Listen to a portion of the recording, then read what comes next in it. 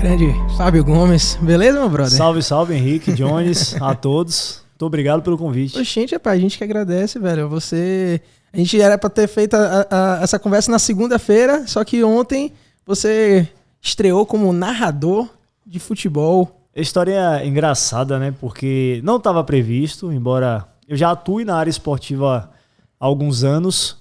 Nunca tinha imaginado, pensado, narrar uma partida de futebol. E aí o Matheus Carvalho, que é nosso gerente de jornalismo, que é um cara também da área de esporte, ele virou para mim: Fábio, e aí, você topa fazer essa narração? Eu, como já tenho mais de 15 anos, né, de trabalho, eu disse: rapaz, eu vou. Me joguei, né? O único treinamento que eu fiz foi assistir um jogo no YouTube e eu sozinho narrando, como se fosse no banheiro, né, aquela coisa de cantar no chuveiro. Sim. E pronto, fui, me joguei, tremi um bocado, errei muito. Errou? Mas a boa notícia, né, que a gente conta aqui em primeira mão pra vocês, é que deu certo. Tanto deu certo que nos próximos 2 jogos do Vitória a gente vai repetir a dose e vai ter Fábio Gomes na narração. Maravilha. Mas você, pra quem não sabe, você já trabalha com isso. Você já trabalha com cobertura de esporte, né? Você é jornalista, repórter, e fale um pouco aí da sua área em relação ao esporte. Depois a gente vai falar da sua outra área. Pronto, dentro da própria TV Aratu, um dos papéis que eu desempenho é apresentar o programa No Campo do 4, né, que tem anos de história, é um programa extremamente respeitado, de grandes nomes, já foi Darino Senna, Eliseu Godoy, Preto Casagrande, Lízia Oliveira, grandes profissionais que já passaram por lá, e eu tenho a honra de, aos domingos, às 10h30 da manhã, a gente fazer esse programa, né, e segurar, porque a TV Aratu tem muito carinho pela história desse programa, e é o que a gente faz. Então todos os domingos a gente está lá. E dentro da minha vida profissional também, eu já estive em inúmeras rádios, Rádio Sociedade, Rádio Transamérica, Rede Excelsior de Comunicação, trabalhando com esporte, mas tudo voltado ou para a área de campo, sendo repórter, ou apresentando. Já fui comandante de jornadas esportivas, onde a gente teve bons desempenhos na Transamérica mesmo, uma equipe muito bacana, com Marcos Valença, Wilton Matos, Emerson Ferretti, Simval Vieira, Rainan Peralva. A gente conseguiu ter índice de audiência de, no horário nobre, de 7 a 8 da manhã, ser líder de audiência aqui, e no de meio-dia ter batido grandes emissoras como a própria Metrópole. Então, assim, a gente não caiu de paraquedas, né? Tem Sim. uma história já por trás de tudo isso. Exatamente. E qual é a grande diferença? Então você é um cara que já apresenta futebol, você gosta. Qual foi essa grande diferença de ser um repórter e ser um comentarista, narrador? É porque, na verdade, até comentar, eu diria que é um pouco mais fácil, mas você narrar é você pegar 90 minutos e mais um pouco de acréscimos e ficar centrado ali, a câmera em você, e você ter que descrever. E na TV ainda é mais difícil, porque no rádio você tá ali, você não tá enxergando o jogo. Então você tá ali, lá vai Pedro, tocou pra Paulo, e lá vai PPP, você consegue ficar falando e chamar a atenção do seu ouvinte. Na televisão não. A televisão narrar é mais difícil, porque quem tá do outro lado, ele também tá assistindo o jogo. Então não adianta eu só pegar Pedro, tocou pra Paulo, que lançou pra não sei quem, porque isso você tá vendo. Então a gente tem que ter algumas nuances, algumas coisas mais difíceis pra tentar fazer com que a narração seja atrativa. Então há um pouco de diferença nessa história. Pois é, isso pra mim era a grande coisa que eu ficava vendo, que eu vejo muito, assim, alguns esportes, eu assisto muito UFC. E lógico que a narração de UFC comparada ao futebol não tem nada a ver, certo? Mas eu vejo até alguns narram exatamente o que está acontecendo, outros dão uns floreuzinhos assim: esse aí acertou, pô, vamos ver se no próximo round como é que vai ser. Então tem que dar uma floreada assim, tem que dar uma enchida de linguiça, porque senão ele vai ficar parado, só porque ele não pode ficar falando só um jab aqui, deu um chute ali. Exatamente. É essa estratégia que a gente usa, né, que eu usei muito na TV, por exemplo. Então, quando o Pedro toca para Paulo, aí você aproveita e diz: Paulo, aí vai a pesquisa que você faz antes. Paulo jogou em tal time, tem 27 anos, passou por não sei onde, é artilheiro nessa temporada, tem 3 gols, e aí você dá aquela floreada para fazer com que a pessoa que está te assistindo, ela se interesse mais pela partida, porque senão você vai estar dizendo a mesma coisa que ela está vendo. Ela não precisa. Pois é, por isso que eu fico assim vendo qual é a importância de um narrador numa partida de futebol, que eu não assisto futebol, então eu fico dizendo, o cara tá falando exatamente o que está acontecendo, mas o estudo então é muito mais nos jogadores, para você poder dar uma estratégia maior naquilo que você está narrando, né? E deixar isso atrativo, porque tem muita gente que, e isso é fantástico, eu acho isso fantástico, muita gente que é apaixonado pelo rádio. Isso. Então até hoje tem gente que assiste que vê a partida pela TV, mas ouve pelo rádio. Então o cara tá ali, tá ouvindo, mas tá ali com a imagem, porque ele acha mais atrativo ter o narrador de rádio do que o próprio narrador de TV por essas situações que a gente tá narrando. Um brother, ele tava assistindo o jogo do Vitória, um amigão meu, Vitória doente, ele tava num barzinho e tinha um senhor com rádio, ele tava assistindo no telão e com rádio aqui. Aí deixa puto que o cara grita gol antes, né? Exatamente, o cara gritou gol antes, rapaz, o Batô tava puto da vida, meu irmão, puto da vida, porque eu vou pela resenha, eu gosto de assistir pela resenha, eu digo que eu torço pro Bahia, mas meu objetivo é sacanear os torcedores do Vitória, e quando eles falam, o Bahia tá fudido, não tá dizendo nada pra mim, sacou? Minha intenção é só dar uma gastada na galera. E aí ele falava, velho, eu ficava viajando, porra, o cara tá assistindo o jogo, mas mesmo assim tem um rádio, então existe uma certa magia com a coisa do rádio. Você consegue entender essa magia pra você... Consigo, porque essa mesma magia que mexe com muitos, mexe comigo. Eu falo abertamente sobre isso, embora hoje seja um profissional de TV. Eu sou tão apaixonado por rádio que hoje eu diria que se o mercado do rádio pagasse melhor, eu vivia somente do rádio. Eu sou vidrado, fixado na relação que se constrói com o ouvinte. Então eu gosto muito do rádio popular, seja ele no jornalismo popular ou do esporte popular. Eu gosto de lidar com o meu público. E o rádio me dá essa facilidade de interagir. Sim. Então até nas transmissões esportivas que eu comandava, era o tempo todo utilizando o WhatsApp. O cara mandava mensagem, às vezes me criticava, mas eu gostava porque eu queria rebater ele. Então é assim, eu acho a magia do rádio fantástica. Então a TV, por mais que de repente tenha um alcance muito maior, uma proporção gigantesca, a gente não tem o retorno imediato, a gente vai ter a repercussão pós-programa. Mas no rádio não, no rádio se você falar uma coisa que o cara não gosta, tá me ligando aí, eu tô aqui divulgando o número 3486-3201, o cara me liga, mas não concordo com o que você falou, não, se você não concorda por quê, mas é minha opinião. E aí a gente consegue, né, gostando ou não, interagir. Eu acho a magia do rádio é exatamente isso, o dinamismo que o rádio tem. Sim. Inclusive que o rádio, durante muito tempo, agora não, né? Que com a internet, com o WhatsApp, são ferramentas extremamente importantes, né? De informação. Mas o rádio, durante muito tempo, foi o veículo de comunicação que sempre saiu na frente. Porque através desse contato direto com o ouvinte, o cara ligava pro rádio e dava uma informação. Acabou de matar uma pessoa aqui. Olha, um atropelamento, o político tal passou aqui, está cometendo uma irregularidade aqui. E aí era através dessas informações do ouvinte que a gente saía na frente sempre. Sim. E o podcast nada mais é do que, assim, não uma elevação, mas é tipo, não é nem evolução também, mas ele veio do rádio. O podcast, ele é uma ramificação da ideia do rádio, entendeu? E o podcast agora tem a coisa do vídeo, mas o podcast nasceu apenas com áudio. E eram grandes radialistas que trabalhavam em rádios que começaram esse movimento de podcast, sacou? Então o rádio tem, assim, essa função. A galera diz que a TV matou o rádio, mas eu acho que o rádio não vai embora não, velho. Você acha que o rádio vai embora? Não, de jeito nenhum. Eu acho que tem espaço para tudo. Eu acho que o pensamento das pessoas é que destroem coisas, né? Então quando você é daquela coisa de ser muito negacionista ou ficar negando a situação, é que as pessoas acreditam nisso. Então por quê? Se tem tanta gente ainda que ouve rádio hoje em dia, então por quê? Se tem espaço para o podcast, não vai ter espaço para o rádio? Sim. Quer dizer, o podcast está ali, a qualquer momento você pode entrar, você sabe que aconteceu uma matéria com o Fábio Gomes, aí o cara tá lá, tá publicado, o cara pode ouvir amanhã, ou daqui a um mês, ou daqui a 2 anos, enfim, tá lá. Mas o rádio não, o rádio, cara, eu ainda sou assim, eu ligo o som do meu carro e vou ouvindo notícia. Então, eu quando dá 17 horas, alô Márcio Martins, eu vou ouvindo a Arena Transamérica. Eu pego o engarrafamento e vou curtindo o programa de esporte. Sim. Então, se depender de mim, eu não vou acreditar nisso nunca. Você pode até me dar números que, sei lá, proporcione uma afirmação como essa, mas eu não vou acreditar. Porque eu amo tanto o rádio que acredito que o rádio vai morrer nunca. O som do meu carro às vezes não pega meu Bluetooth, entendeu? Então não posso botar um Spotify, não posso botar um podcast nem nada. É rádio. Eu sou um senhor de 35 anos. Você é um senhor de 35 anos? Eu sou um velho. Que eu confesso a você que nunca liguei o meu Bluetooth do celular para ouvir música no carro.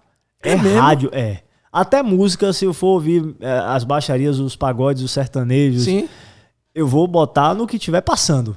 Eu geralmente não uso. Minha esposa tem Spotify, Premium, não sei o que, PVP. Eu disse, não quero nada. Até tenho aqui no celular, posso botar, mas se puder botar no rádio, eu vou ter os aplicativos aqui de todas as rádios aqui, eu vou, sintonizo e pronto.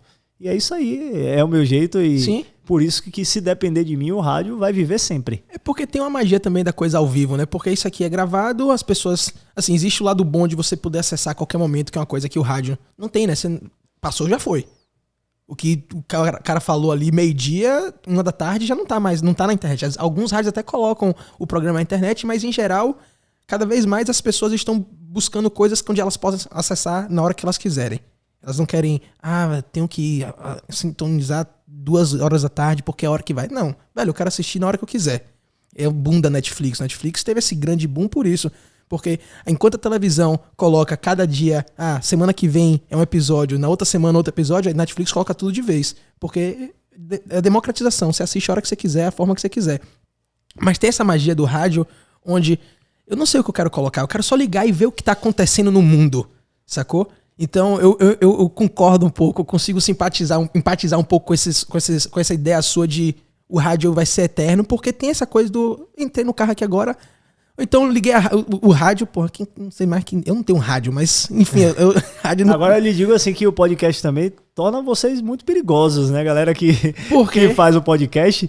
Porque às vezes você tá aqui sentado do outro lado e como tá publicado, né, tá lá, qualquer coisa que a gente diga aqui que cria uma repercussão, tá lá gravado. É aquilo que você falou, no rádio não. Isso. No rádio, como muitos não disponibilizam, embora agora, na sua grande maioria, os grandes programas de rádio já disponibilizam nas plataformas, já deixam os programas gravados no YouTube, mas de qualquer forma, eu tô aqui no podcast, tô gravando, vai que eu falo alguma coisa e tá lá, tá publicado. Uma vez lançado, já foi. Já mas foi. É isso aí, o papo tem que ser aberto mesmo. Pois é, mas é isso, eu acho que as pessoas têm um pouco de medo disso, você não tem medo de o que você falar tá eternizado aí? Não, porque é a minha verdade. E a sua verdade naquele momento também, não quer dizer que você vai ficar casado com a ideia, Exato. né? Exato. Isso acontece muito, né? Às vezes o cara vai pegar Twitters, né? Ou, sei lá, plataformas antigas, e aí o cara às vezes postou um negócio lá atrás que não gostava do político tal, e aí 6 anos depois, 7 anos depois, o cara tá trabalhando com o mesmo político que ele criticou. Aí vem os senhores da internet, vão buscar o que o cara falou lá atrás, como se o cara não tivesse direito de mudar de ideia. Com certeza. De ideologia, de pensamento, né? Então é isso aí mesmo. Faz parte. Eu tava falando isso com um brother que veio aqui. O que eu menos quero é que a minha ideia de hoje seja a mesma de amanhã, sabe? Eu quero que seja outra. Você é um cara chato, retado, né? Porra, pior que eu sou chato, velho. Eu sou chato. Eu sou. Ó, você disse que você é um velho. Um jovem senhor. Um senhor de 35 anos. Eu sou um velho ranzinza de 31 anos. Eu sou ranzinza. Eu sou aquele velho que, se for em filme americano, a bala cai no meu quintal, sabe? Eu sou essa pessoa. Eu sou chato pra caralho, entendeu? Mas acho que faz parte. Acho que cada um do seu jeito e sempre buscando a evolução. Então eu não me incomodo. Eu penso muito. Isso aqui me ajuda muito porque me faz eu pensar 2 vezes antes do que eu vou falar. E eu acho que isso é importante. Não por ter assim, medo de que as pessoas vão criticar. Mas acho que a gente tem que pensar um pouco, sabe? Antes de falar em certas coisas. Já outras coisas, meu irmão, fala o que tem na cabeça, tá? Sacou? É o que tá vindo e é pra lá que vai. Faz parte. Agora vem cá, falando um pouco em mudanças de cabeça, mudanças de ideia. A gente estava conversando que, assim como você, assim, eu não tô num físico tão bom quanto o seu, mas eu sou um ex-obeso, sabe? Eu já fui bem gordo. Tá bem demais, pô. Pela foto que você me mostrou, tá bem demais. Pra comparar naquela foto, tá ótimo. Tô um atleta. Longe disso, mas tô chegando lá. Mas você passou por algo parecido, você perdeu bastante peso. Na verdade, eu falo com muita tranquilidade isso, porque eu pesava 130 quilos, hoje peso 76, 1 ano e 7 meses aproximadamente de pós-cirurgia bariátrica. E foi a melhor decisão da minha vida. Se as pessoas perguntarem, Fábio, você recomenda a cirurgia bariátrica? Eu não recomendo porque eu acho que é uma decisão que tem que partir de você. Eu diria que a minha decisão foi a melhor da vida. Eu tive uma recuperação ótima, eu não tive problema, eu não passei por absolutamente nada que fizesse me arrepender de cirurgia. Sim. Mas é uma cirurgia. E toda cirurgia tem seus riscos. E eu escolhi mudar minha vida nesse sentido. Não achem que foi... muita gente acha, por que não fez uma dieta? Fiz. Tentei fazer dieta, eu fui em ortomolecular, eu perdi 20 quilos com ortomolecular e depois que são medicamentos caros, são medicamentos fortes, depois eu engordei, perdi 20, engordei 30. Aquele efeito sanfona. Que vai e volta. Então eu passei por tudo isso. Eu cheguei num momento de 130 quilos que eu sentava no sofá, né? Minha esposa é uma atleta, sempre gostou de atividade física, ela malhava e eu não tinha vontade de fazer nada. E aí eu sempre criava dentro de mim aquela coisa assim, porra, eu não vou fazer porque eu começo amanhã, hoje eu tô cansado, trabalhei muito, tenho que buscar meu filho. Sempre é uma desculpa. Vou buscar meus filhos na escola. E eu precisava dar essa mudada. E aí eu procurei, né, referência de pessoas dentro do meu círculo de amigos que fizeram cirurgia e fui nesse médico. Cheguei lá, né, Dr. Marcos Leão, né, um abraço pro Dr. Marcos Leão. Um anjo, né, que eu conheci, e aí eu fazia os exames, né? Eu não tinha problema de saúde nenhum grave que tivesse indicativo de cirurgia. Eu tinha o que todo gordo tem, né? Problema de colesterol alto, risco de infarto. Então assim, mas não tinha nada. Sim. Tinha problema na coluna, muita dor na coluna eu sentia. E pronto. Você sentia que era por conta do peso ou só dor na coluna? Com certeza, porque depois da cirurgia eu dificilmente vou ter uma dor nas costas. É algo assim pontual que pode vir por qualquer outra coisa que eu faça, mas nunca vai ser mais pelo peso, pelo menos não no momento. Sim, sim. Então, assim, o Dr. Marcos Leão, ele me conheceu, uma figura fantástica, um amigo que eu fiz, e aí ele me passou os exames 3 vezes. Aí eu chegava lá no consultório, doutor, aqui o resultado, os exames e tal. Ele, tá bom, Fábio. Daqui a 1 mês é sua cirurgia. Aí foi assim na primeira vez. Daqui a 1 mês eu disse, doutor, não vou fazer não. Aí desistia. Aí fiz o exame na segunda. Aí chegava lá nada. Na terceira em nada.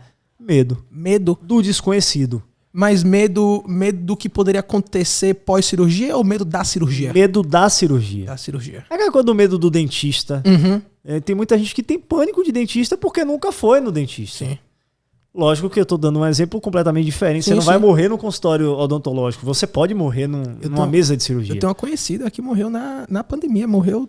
Ela faleceu em maio, velho. Ela foi... O médico disse que ela estava pré-diabética, então ela precisava fazer bariátrica. Ela fez. Erro médico. Acho que o cara não suturou direito. O ponto abriu. Infecção geral. Morreu 24 horas, foi 48 horas depois da cirurgia. Imagina. Velho. Então, assim, por isso que eu não recomendo. Né? Eu quem sou eu para recomendar alguma coisa? Eu digo que a minha foi bem sucedida e eu sou feliz com a decisão que eu tomei. Mas por causa desses riscos, você tem alguém perto que infelizmente não está aqui para contar nada. E eu poderia não estar aqui para poder falar sobre tudo isso. Sim. Então, é o medo do desconhecido. Eu tinha muito medo de não sair da cirurgia, de não ver mais meus filhos. Eu tenho 2 filhos e morria de medo disso. E aí, na 4ª vez que eu levei os exames, era um pouco antes da pandemia estourar aqui, que depois fechou tudo. Ele já tinha, inclusive, uma viagem marcada para a Europa. E aí ele disse para mim assim, Fábio, você vai operar daqui a 3 dias. No 4º, 1 dia após a minha cirurgia, ele viajaria. Então, a partir de agora, você já sai do meu consultório com dieta pré-cirúrgica. Aí eu disse, fudeu. Agora não tem mais jeito. Aí você vai? Eu disse, vou. Dessa vez eu vou. E aí deu essa coragem pra ir? Porque como ele já me colocou numa dieta, eu disse assim, não, agora vou. Aí no outro dia ele já tinha marcado no hospital pra eu ir pra consulta anestésica. Sim. Então assim, ele já me botou pra sair do consultório com várias atividades. Pra dizer assim, não, agora você vai ali, daqui a pouco você volta aqui, amanhã você vai ali, você traz o exame aqui. Então ele não me deu possibilidade de pensar, ele já me deu um monte de atividade para eu ocupar minha mente esses 3 dias e eu não fugi. E foi o que aconteceu. Cheguei lá, no dia da cirurgia eu pesava 130 quilos. E aí eu disse, rapaz... 56, 40 e quanto? 50 e... Eu tô com 76, 54 quilos, né? De 130 para 76, tirei uma criança pesada de dentro de mim. Então assim, eu cheguei... Aí eu cheguei no hospital e no dia, eu tinha muito medo, né? Lógico que eu não falava disso. E pra você ter ideia, só minha esposa sabia desse processo de eu ter ido 3, 4 vezes e ter desistido. Eu nunca disse a meus pais. E até no dia da cirurgia, no período que eu saí já na dieta, quando eu saí de lá, foi que eu resolvi contar. Eu disse, olha, eu tô agora numa dieta pré-cirúrgica, pré-operatória, vou fazer a bariátrica. E não deixei ninguém opinar. Aí o pessoal dizia, não, vou fazer, não adianta, não conversem comigo. E eu também não quero conversar. Vou fazer e pronto. E aí tinha que assinar, né? Porque tem aquele termo de que tudo pode acontecer na cirurgia. Você tá assinando sua morte, né? Então eu dizia assim, não, beleza, vamos... Aí eu disse, rapaz, quem é que vai assinar essa porra, esse atestado de óbito aí? Aí acabou que eu dei a minha esposa pra ela assinar. Eu disse, assina essa porra aí, velho. Tem jeitos pra eu fazer, alguém vai ter que assinar. Eu não ia dar meu pai e minha mãe, que eles não queriam que eu fizesse. Não queriam, não? Não, é que eles também medo, né? Sim. É aquela coisa do desconhecimento. Também é uma cirurgia, né? Não é uma cirurgia simples. Não. Você tá abrindo seu corpo, você tá cortando seu estômago, então é uma cirurgia delicada, né? Pra mim, na minha cabeça, qualquer cirurgia é delicado. Aí eu disse, você assina aí. Aí meus pais disseram, tá, a gente não vai assinar. Eu disse, tá, tudo bem, eu vou botar a esposa aqui, que se ela quiser me matar é agora, a hora é agora. Aí foi, assinou. E no final deu tudo certo, eu não senti dor, eu não tive problema nenhum na recuperação. Eu não sentia dificuldade porque eu também não sentia mais fome. Não sentia mais fome. É lógico que o gordo muitas vezes não sente fome, ele fica naquela cabeça de que ele tem que comer besteira. Hoje eu tenho uma vida diferente, não mudei meus hábitos. Não mudou os hábitos? Não mudei, alimentares não. Eu mudei meus hábitos, que a diferença agora é o seguinte, eu vou sair daqui, porque o Henrique tem o melhor cookies, eu vou comer o cookies, né? A diferença é que para eu comer o cookies eu passei o dia todo fazendo alguma atividade. Sim. Então assim... Por que eu emagreci muito rápido? A galera que me via na TV achava que eu tinha ficado doente. Mas porque eu cheguei nesse processo a fazer 4 atividades no mesmo dia. Eu acordava de manhã, ia pro funcional na praia, chegava mais tarde, eu ia pro treinamento de goleiro, depois eu ia jogar futevôlei e cheguei a jogar vôlei de noite. Rolava um baba, se deixasse eu ia. Então, a cirurgia não é milagrosa, né? Não, o milagre não. Eu mudei a minha vida. Então, assim, meus hábitos alimentares, eu tenho um paladar infantil. Eu não gosto de salada. É mesmo? Eu gosto de comer besteira. Eu gosto de comer sarapatel, eu gosto de comer rabada, eu gosto de comer maniçoba, eu como minha feijoada. A diferença é que eu como pouco. Sim. E a diferença é que agora eu como as minhas besteiras e eu elimino. Você acha que se você tivesse feito tudo que você fez pós-operação, você não precisaria ter feito a operação? É a questão que eu não conseguia me motivar. Não conseguia se motivar. E a diferença é que naquela época eu comia muito. Hoje eu não consigo comer muito. Hoje se eu comer muito eu vou passar mal. Sim. Então se você trouxer um prato de feijoada, eu não como um prato de feijoada, eu como meio prato. Antigamente, se você botasse aqui, eu ia comer 2 pratos e ainda ia pegar no final, pegar o tocinho, jogar a farofa, amassar o tocinho e botar pra dentro. Sim. E o vício que eu tinha muito... Continuo comendo minha água, mas eu tinha um vício assim, que me lascava mesmo, que era o de refrigerante. Então, irmão, se tivesse uma coca dentro da geladeira, eu tava com sede, porque eu adoro água. Mas se eu tivesse um diabo de uma coca na geladeira, eu ia beber a coca. Sim. E era assim. E assim, e isso é péssimo. Péssimo. E eu passei isso para meus filhos. Meus filhos não bebem mais assim porque eu consegui tirar isso da minha casa. Que bom. Mas meus filhos bebem refrigerante por causa de mim, porque minha esposa não gosta. Ela bebe assim um dia ou outro. Mas naquele momento era um problema na minha vida. Eu fui influenciado pela minha namorada, porque ela não... E eu mal influenciei ela, sabe? Foi uma troca assim. Ela mal bebia refrigerante... E eu sempre fui doido do refrigerante. Eu sempre soube que Coca-Cola... Eu sempre soube que refrigerante é uma merda. Todo mundo sabe, mas não tem jeito, é uma merda gostosa da porra. Merda gostosa da porra. E aí a gente começou a ir em hamburgueria e aí era água com gás e sumo de limão, irmão. Eu pedia meu refrigerante, ela pedia água com gás e sumo de limão. E aí eu vou experimentar essa porra. Aí eu viciei. Foi uma das grandes coisas que me fez perder peso. Foi eu cortei refrigerante e, velho, eu virei o doido da água com gás. Eu vou pra churrasco, que eu parei de beber tem muito tempo. Eu tomo 2 cervejas, 3 cervejas, fico bêbado com 3 cervejas, sacou? Você perguntar pra Rafinha, você sabe, ele vai saber, velho. Ele fica bêbado muito rápido, porque eu parei de beber tem muito tempo, sabe? Eu não gosto muito do efeito que o álcool faz em mim, sacou? Eu tomo 2 cervejas no máximo. E aí, velho, era água com gás. Então, churrasco, quando a galera marca o churrasco, eu vou com um pack de água com gás. Ou então 2 garrafas de 2 litros, sabe? E 1,5 litro. E eu bebo água, eu sou doido da água com gás. E aí foi assim que foi mudando a minha cabeça. Mas refrigerante... E Bianca começou a beber refrigerante por minha causa, porque eu bebia. Então, eu mal influenciei ela me influenciou bem. Só que a gente tá agora no equilíbrio, sabe? Mas refrigerante, meu irmão, aquilo ali é uma loucura. Aquilo ali é bom demais. Só tem uma coisa assim que eu não gosto mesmo, é de academia. Então hoje eu tô no processo que eu emagreci muito, preciso de músculo, né? De um trabalho diferenciado, mas eu não consigo gostar de academia. Por quê? não é meu. Não Mas gosto de chegar aí de ir pra academia. Não gosto daquela vibe de ir pra academia, de ficar pegando peso. Nunca gostei. Eu sempre gostei. Eu sou ativo, eu gosto de bater meu baba. Eu descobri, na verdade, na minha infância, eu sempre tive bicicleta, mas eu descobri o pedal. Então, assim, eu sou o louco da bicicleta hoje. Já pedalei 100 km. É mesmo?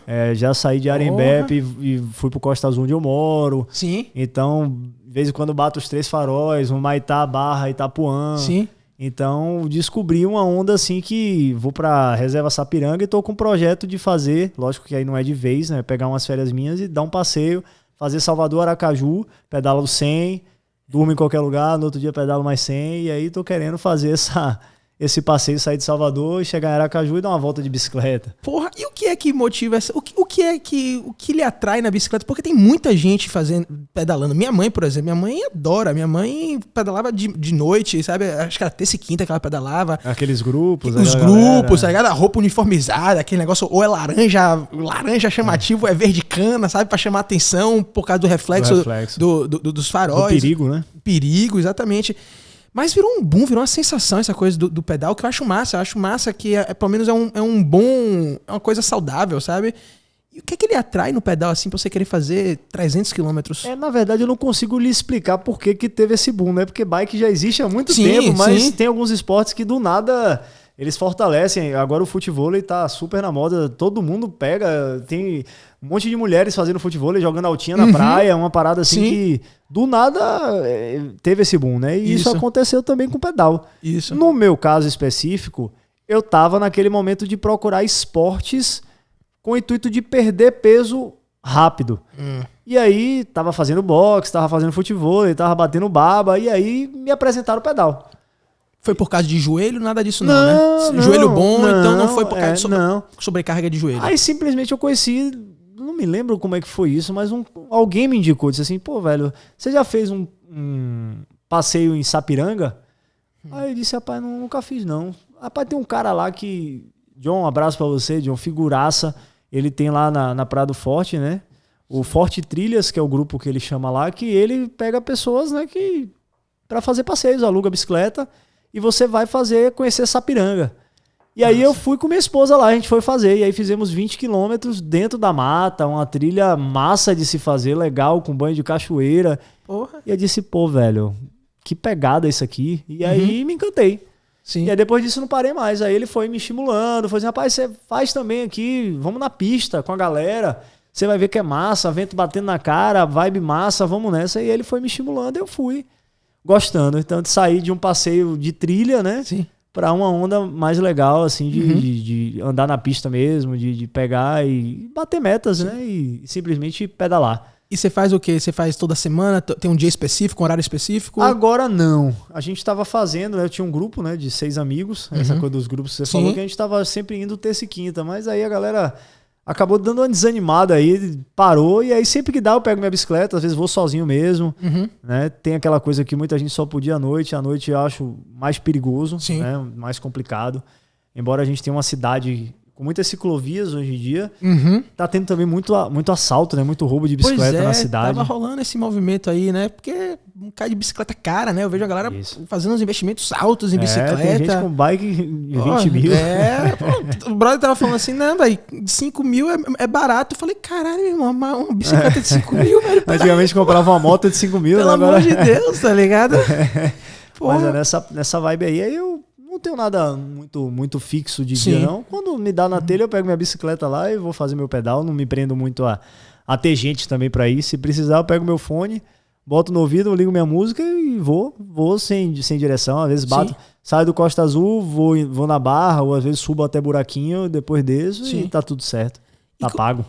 Tá pago. É o termo do momento. E você se sente bem pra caralho, velho, quando você termina? Porque quando eu termino a atividade física, eu me sinto bem pra caralho, meu irmão. É a melhor coisa. Eu já tive, inclusive, eu cheguei a fazer alguns dias, eu tava saindo, perto, pô. Saía do Costa Azul e ia pra TV Aratu, onde eu trabalho na Federação de Bike. E assim, pra mim era a melhor coisa que eu tava fazendo, porque além de tudo eu tava economizando, né? Uma gasolina cara pra diabo, eu tava dando economizada. Só que assim, a logística não me permitia fazer isso, porque vida de casado e de quem tem filho, a gente se divide. Então eu levo os meninos pra escola e minha esposa pega. E aí isso impossibilitou o meu projeto de ir de bicicleta, porque se eu tivesse alguma maneira de fazer, eu ia todo dia e voltava todo dia de bicicleta.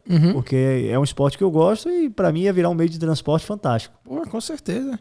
E vem cá, você como ex-gordo, eu não sei se você divide o mesmo pensamento que eu divido, mas me incomoda muito essa romantização da gordura, dos gordos que tá acontecendo, sabe? Aceitar como eu sou, eu não quero me enquadrar nos padrões de beleza da sociedade, porque pra ser feliz tem que ser magro, essas coisas. E, velho, eu me sentia muito mal gordo e eu me sinto bem melhor, sabe? Um amarrar tênis pra mim era um sacrifício. Hoje eu me movimento melhor, eu parado, eu tô melhor parado, sabe? Do que quando eu tava com 40 quilos nas costas. E eu fico vendo essa coisa da romantização da gordura e me deixa muito puto isso, velho. Porque é uma doença. Pra mim uma pessoa gorda assim, pra mim é um vício em comida, que eu já fui. Já fui viciado de 2 horas. O que me engordou pra caralho foi 2 horas da manhã, velho. Eu edito, tava editando. 2 horas da manhã, a hora que batia fome, né, irmão? E aí? Tome-lhe pizza, o que vier, o que tiver na geladeira. Eu nos Estados Unidos, McDonald's, meu irmão, barato, McDonald's com uma zorra, sabe? Era muito conveniente, era muito fácil. E aí isso me desandou pra caralho. E me incomoda muito essa romantização da gordura. Lhe incomoda isso ou você acha que eu fiz o meu e cada um faz o seu? Na verdade, Henrique, assim, eu respeito muito a particularidade de cada um. Né? Se a pessoa sentar do meu lado disser que é feliz do jeito que ela é, quem sou eu pra poder discordar dela? Não, é isso. Não cabe a mim dizer que se ela é ou não. Eu concordo com você no sentido de dizer que eu não era feliz. Né? Eu estava acomodado, mas como é que eu ia dizer que era feliz? Porque depois a gente só faz a reflexão depois que a vida começa a mudar. Exatamente. Então, assim, eu fiz várias reflexões pós-cirurgia. Eu ficava dizendo, caramba, eu usava praticamente as mesmas roupas. Eu não me olhava no espelho quando eu me vestia. Chegava numa loja, geralmente não dava nada em mim. Então eu mandava alguém comprar roupa pra mim porque eu não queria ir no provador, porque eu não me sentia bem. Cara, você não se sentia bem. Você não gostava de me olhar no espelho. Eu não cheguei a esse ponto, não. Eu tinha vergonha, mas não vergonha a esse ponto. Não, eu não era nem vergonha. Não digo que é vergonha, eu não me sentia bem de ir comprar roupa, porque eu não tinha mais aquele tesão de ficar arrumado. Sim. Sabe? De que eu achava que eu não me sentia bem vestido. Eu não dizia, aquela roupa não me fazia me achar bonito. Sim. Então pronto. Então assim, eu não julgo os outros. Eu analiso como você fez uma autoanálise, eu também fiz em mim. Sim. Então eu também não era feliz. Né? Mas eu não vou entrar nessa onda da romantização, nada disso. Eu acho que cada um tem sua particularidade. Se você não se incomoda, se você é feliz da sua maneira, se você não acha que precisa mudar por conta de se sentir bem, bacana. Eu acho que você tem que cuidar da saúde. Então, se você sentir que sua saúde está passando por problemas por conta do sobrepeso, que aí sim é uma doença, a gente tem que dizer que a obesidade é uma doença e mata sim. Né? Então, isso a gente tem que alertar. Mas quanto a pessoa se sentir bem, acho que é de cada um. E eu concordo com você, eu não era feliz e precisava de uma mudança. Velho, eu não gosto dessa romantização. Me incomoda muito porque é uma questão... Se você parar pra ver, assim, botando no nosso contexto atual, 78% das pessoas que morreram por Covid tinham obesidade ou outra comorbidade. 78%. Então... eu tive Covid, inclusive, em dezembro do ano passado. E quando eu tive muito medo, né? Porque eu tinha feito a cirurgia bariátrica e tal. Aí procurei um infectologista, peguei de meu cinegrafista, trabalhando. E aí, quando eu cheguei lá, o médico, rapaz, fique tranquilo. Eu ficaria nervoso se você, com 130 quilos, chegasse aqui de Covid. Você tá aí fazendo atividade, você tem, acho que na época eu tinha 80 e poucos quilos. Sim. Você tá aí com 80 e poucos quilos, no auge da sua forma física, fazendo de tudo. Fique tranquilo, você vai cumprir seus 15 dias de quarentena aí, não vai ter nada. E realmente eu não tive nada. Eu tive um pouquinho de falta de ar, mas não é falta de ar, nada demais. Eu chegava no quarto de noite, e às vezes quando você tá com o nariz entupido de uma gripe mesmo, você sente às vezes uma falta de ar. Sim. Normal, foi só o que eu senti, cumpri minha quarentena e passei, graças a Deus, outras pessoas não tiveram essa oportunidade. Sim. Mas eu passei pela doença com tranquilidade justamente porque naquele momento da minha vida eu estava saudável. E se eu não tivesse feito a bariátrica, se eu não tivesse aquela vida saudável, talvez eu não estivesse aqui para contar a história.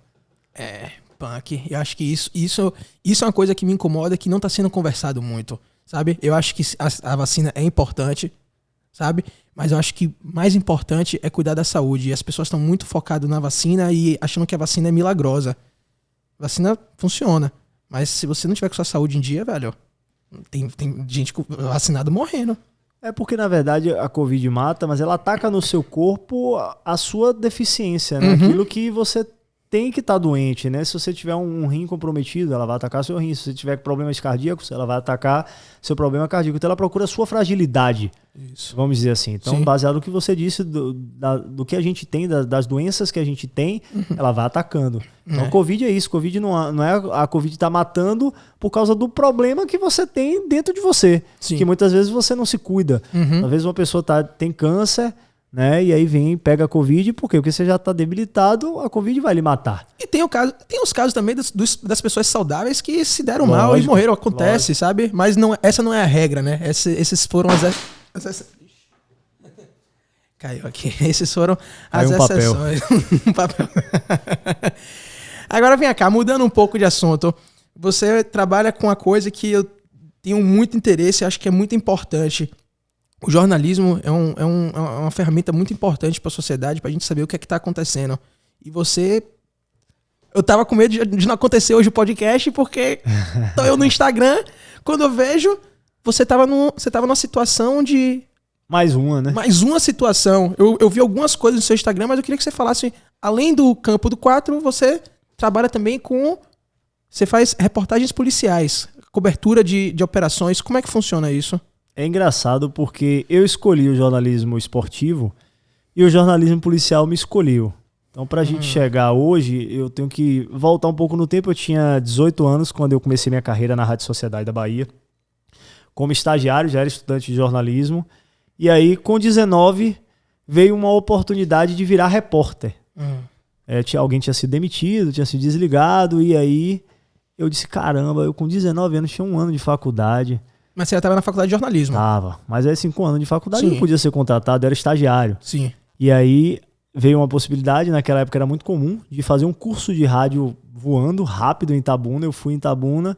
Itabuna, né? É. Não tinha aqui em Salvador, não? Só que naquela época era mais fácil, né? Praticamente você chegava, se matriculava e já voltava radialista. Ah, certo. Então, eu rapidamente fiz esse curso e já voltei radialista. Entendi.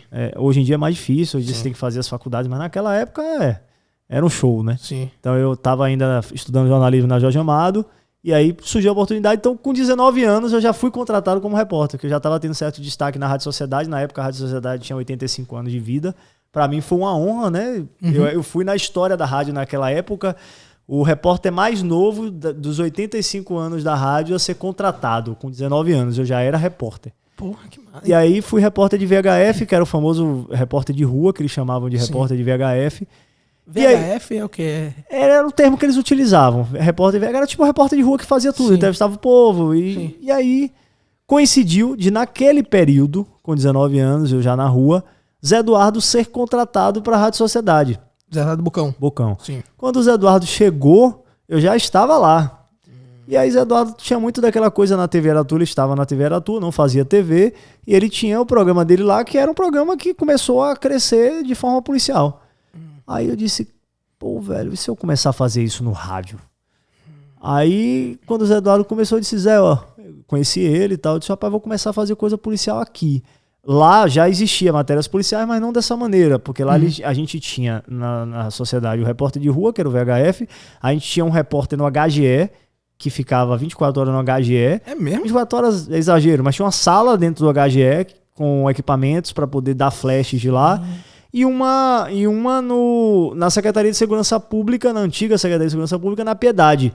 Então a gente já tinha repórteres policiais espalhados. E esse repórter de rua, esse repórter de rua que sou eu vou começar a fazer diferente. E aí comecei a fazer entrevistas com presos, que naquela época ainda podia fazer. Comecei a entrar e conheci Deraldo Damasceno, que depois veio a ser deputado, que era delegado e tal. Então o deputado... Na época ele era só delegado. E aí eu comecei a dar uma visibilidade para ele e ele me dá espaço. Até o ponto que Zé Eduardo se apaixonou, que acho que eu fui o primeiro repórter da Bahia a fazer um tiroteio ao vivo no rádio. Tiroteio ao vivo no rádio? No rádio. A gente entrou em Piripiri, não esqueço nunca que Deraldo era delegado da 5ª Delegacia lá do subúrbio, e a gente entrou, tava tendo uma operação, criminosos no mato, e aí daqui a pouco pau, o couro comeu, tiro rolando, e a gente olha tiro, a gente descrevendo isso no rádio, e Zé Eduardo vibrava lá, disse, rapaz, tá tendo tiro no rádio. Esse é o jargão de Marcelo, né, que ele criou. E aí, rapaz, o pau comendo, e aí tiroteio rolando, e aí pronto, aí Zé Eduardo se encantou e veio o convite pra ir pra TV. Peraí, mas você tava lá no campo? Você tava lá quando tava tendo tiroteio? Sim, eu tava no rádio, eu com o celular, né? Que a gente fazia o flash. Sim. Eu entrevistando o delegado, a gente fazendo uma operação no rádio.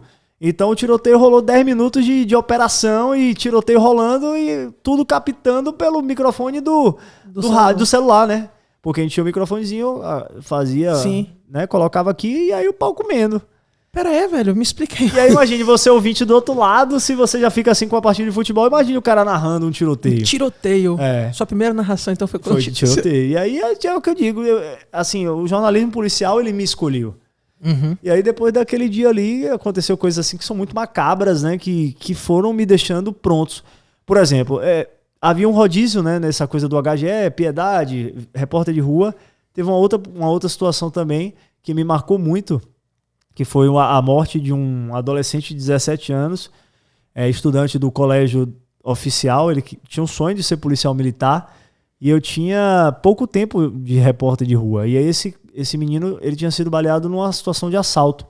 Ele reagiu a um assalto. O cara queria levar o celular dele, ele tinha 17 anos.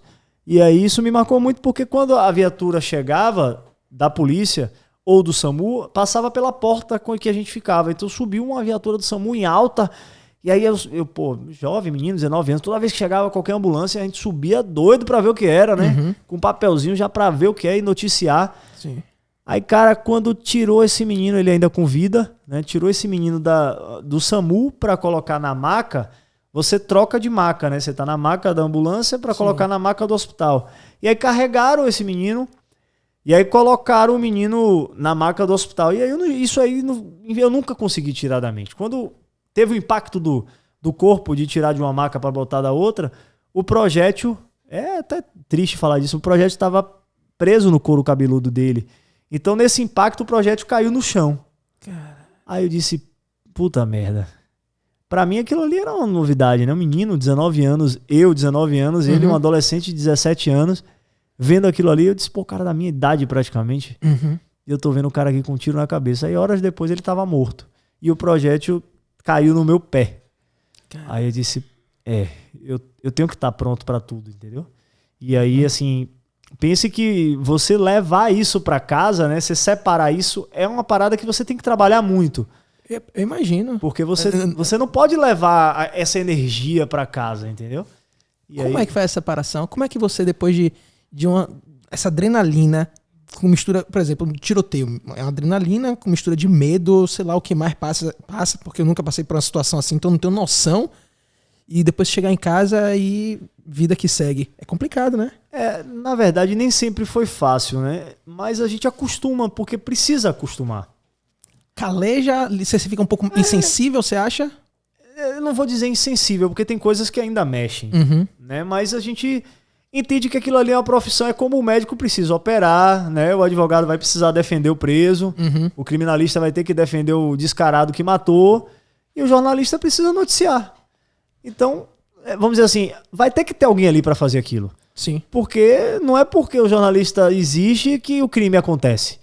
O criminoso tá ali e a notícia precisa chegar. Então, e naquela época, quando eu comecei, era realmente uma parada assim, sabe, que a gente via muito pesada mesmo, porque na época de TV, hoje eu continuo na TV, mas naquela época a gente ia fazer um homicídio, né, fazer uma matéria de homicídio, e naquela época a gente mostrava o buraco da bala, porque não tinha o Ministério Público não pegava muito no pé da galera, então o povo começou a gostar e infelizmente o povo gosta disso. O povo gosta de Quanto miséria, mais violência, maior a audiência. Por que você acha isso? Não é o que eu acho. Não, mas por que você acha que isso acontece? Não sei. Eu digo porque, assim, quando eu digo que porque é comprovado em números. Porque a gente tem um real time lá que acompanha o minuto a minuto, e se tiver tendo tiroteio e 10 minutos de tiroteio, o cara continua assistindo e a audiência vai subindo. E se tiver um assassinato na rua, uma chacina, como tem acontecido, a gente tem visto aí, aconteceu no Uruguai, agora no São Caetano morreu 1 e balearam 11, de ontem para hoje. Então, assim, o povo assiste. E é isso aí que vai medindo a temperatura da audiência das coisas. Então é realmente surreal. O jornalismo policial me escolheu, né? Eu escolhi o jornalismo esportivo, o jornalismo policial me escolheu. E eu não vou dizer a você que é algo agora que tá dentro de mim, né? Eu gosto de fazer o jornalismo policial. Eu sou apaixonado pelo trabalho da polícia. O meu máximo respeito à polícia. Sim. Porque esses caras sofrem demais, passam por cada coisa que ninguém imagina. Esse é o problema, né? As pessoas não sabem, né? As pessoas veem a miséria, as pessoas veem, às vezes, só o resultado. A polícia chegou atirando, a polícia isso, a polícia aquilo, mas não sabe o fardo que os caras carregam. Não, né? é puxado demais. E com o celular, hoje em dia tem uma câmera em tudo que é lugar, né? O celular virou uma arma contra a polícia. Então, qualquer coisa que se filme, né? Às vezes o cara tá ali resistindo ser colocado na viatura, e se o policial der um puxão mais forte, pronto, aí se o celular de alguém pegar, aí é porque o policial passou do limite. Truculência, isso. Dentre outras coisas. Como eu disse antes da gente começar a gravar, eu sou um defensor da legalidade. Mas eu acho que vai ter o péssimo profissional em todas as áreas. Sim, sim. E a gente precisa enaltecer o trabalho da polícia. A polícia sofre muito, o policial sofre demais. E é um sistema falido, né? A gente tem que discutir abertamente, e é isso que eu tenho procurado fazer, é discutir como o nosso, né, a nossa justiça está defasada, as nossas leis ficaram para trás, né, a ponto de, como você citou, nesses casos de sequestro que eu tenho acompanhado, você falou de um cara que, ele tinha acabado de cometer um crime, ele estava roubando carro e uma semana depois ele estava solto fazendo pessoas reféns. Então, assim, cara, uma semana ele estava fazendo, mas ele saiu 3 dias depois. Quer dizer, qual é o critério para isso, pô? Quer dizer, o policial passou 5 horas para conseguir prender um cara desse e 3 dias depois ele tá solto. Por quê?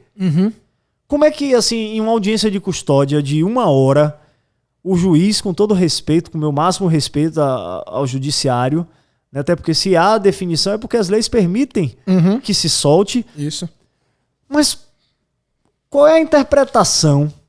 Sabe, o cara tá ali, o cara foi preso. A audiência de custódia acontece 24, 48 horas após a prisão. Aí você tem 2 horas de audiência de custódia. Como é que em 2 horas se conseguiu ter um entendimento que o cara não vai mais cometer crimes? E que ele tá pronto para ingressar à sociedade de novo. É isso, qual é o entendimento disso? Aí você fala assim, Fábio, você acha que todo crime... Não tô falando isso, porra. A mãe de família que entrou, que tá ali com fome, tem tanta gente desempregada que tá ali pegando uma carne porque você sabe que ela precisa comer, pô. Essa mulher precisa ficar presa? Eu acho que não. Mas o cara que tomou seu carro, que tá armado, que você vê na conversa dele que o cara tá ali no mundo do crime, na vida louca... Tudo bem, eu entendo que ele pode ser uma vítima da sociedade, que ele pode ter tido um problema que pode não ter tido pai e mãe, sim. Mas ele teve a escolha de botar a sua vida, de decidir se você vive ou não, né? Pronto, aí o cara tá ali, entrou numa casa, fez refém, e aí? E tá virando uma coisa comum, né? Normal. Rapaz, eu tava vendo no seu Instagram, você negociou com um cara que fez duas pessoas de refém. Não foi? Você fez parte de 2 negociações, não sei? Várias, né? Várias Essas negociações. aí você tá citando, aconteceu em Cícero Dantas, né? Não tenho família, nunca fui em Cícero Dantas, conhecia só de nome, não sei nem por onde é que chega, se eu quiser chegar lá tem que botar no Waze pra chegar. Sim. Mas simplesmente eu recebi uma ligação. Fábio, você é repórter, não sei o que, eu preciso que você venha aqui, sabe pra quem tá falando? Não, sequestrador, tô aqui com um refém, a polícia quer entrar, vou matar todo mundo. Você não sabia o que estava acontecendo, só chegou a ligação. Só chegou. Eu sou o sequestrador, tô com um refém. Eu disse, não, peraí, então vamos fazer uma chamada de vídeo aí. Aí foi que eu tive, foi o faro do jornalista, né? Eu disse, minha esposa tá em casa, amor, me dê seu celular aí. E aí fiz a ligação de vida, eu disse, cara, eu não tenho como mandar uma equipe, são 300 e poucos quilômetros para Cícero Dantas, não tem como chegar aí não. Mas assim, eu posso intermediar daqui, eu tô gravando tudo, e comecei a gravar, comecei a negociar, a falar com o próprio policial, né? E aí ele fez as exigências dele, conseguiu, como ele era de Salvador, estava em Cícero Dantas para cometer alguma situação, que até hoje não ficou claro o que é, mas ele estava ali para cometer algum crime. Ele não estava passeando, né? Não estava a passeio, né? De repente era mais um assalto a banco ou algo nesse sentido. E aí ele fez as exigências, que era ter a família, ter advogado, o advogado estava em feira, a família estava em Salvador. Então, nesse período de sair de Salvador e sair de feira para Cícero Dantas, eu fiquei a madrugada adentro conversando com ele no celular, né? Porra, você ficou conversando com um cara que tava com arma na cabeça de outra pessoa. Arma na cabeça de uma outra pessoa. De uma mulher grávida, né? E o pessoal até fez gif, né? Que eu ficava, calma cabelo, que era o vulgo do cara. E tentando acalmar, porque em determinados momentos ele ficava nervoso. Assim, essa foi a situação mais difícil que eu passei de todos esses sequestros, porque na casa não tinha luz. Então a tensão era muito grande, o medo dele da polícia invadir, porque pra ele também ele tava no pânico, ele tava com a lanterna do celular. Porque eles falam com vocês porque eles querem ter certeza que a imprensa tá noticiando tudo, porque é a forma deles garantir que a polícia não vai matar eles, né? Porque o medo dos caras é a polícia chegar e... Isso, que a polícia tá ali, a polícia tá armada, né? A polícia não vai entrar e atirar, não é isso, né? Não a polícia é isso. não vai entrar com todo aquele critério, isso. Mas pode ter um confronto, então... Ou então, assim, no meio do caminho, né? No meio do caminho, sei lá, o negócio pode pegar. Sim. O negócio pode pegar. Então, realmente, a garantia que eles querem é que a imprensa esteja lá para que o processo do desarmamento seja filmado, né? Porque num movimento errado da polícia entender que, ao invés dele estar largando a arma, ele está apontando, pode ter um disparo. Sim. Até porque é difícil pro próprio policial. O policial também tá ali, pô, como é que o policial vai saber que o cara realmente, ao invés de largar, ele pode atirar?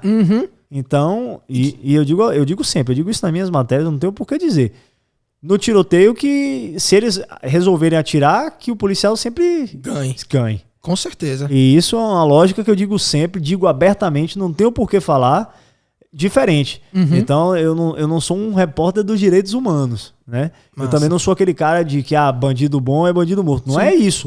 Mas na dividida eu quero que todo policial pai de família chegue em casa bem, com segurança. Recentemente perdemos o tenente Greik da Polícia Militar. Exato. Aqui perto, né? Cosme de Faria, aqui do lado. Que eu conheci muito. Ah, né? Você conhecia ele? Conheci muito de operações, não era meu amigo. Você cria uma relação com esses caras, né? Porque você tá sempre lá, né? Então acaba você vendo as pessoas, você fica lá. Você fica quantas horas lá numa dessa que você vai? Não tem, aí varia muito. A de hoje mesmo, até você me perguntou, né? Tipo, tinha marcado para 8, a situação começou às 5 da tarde.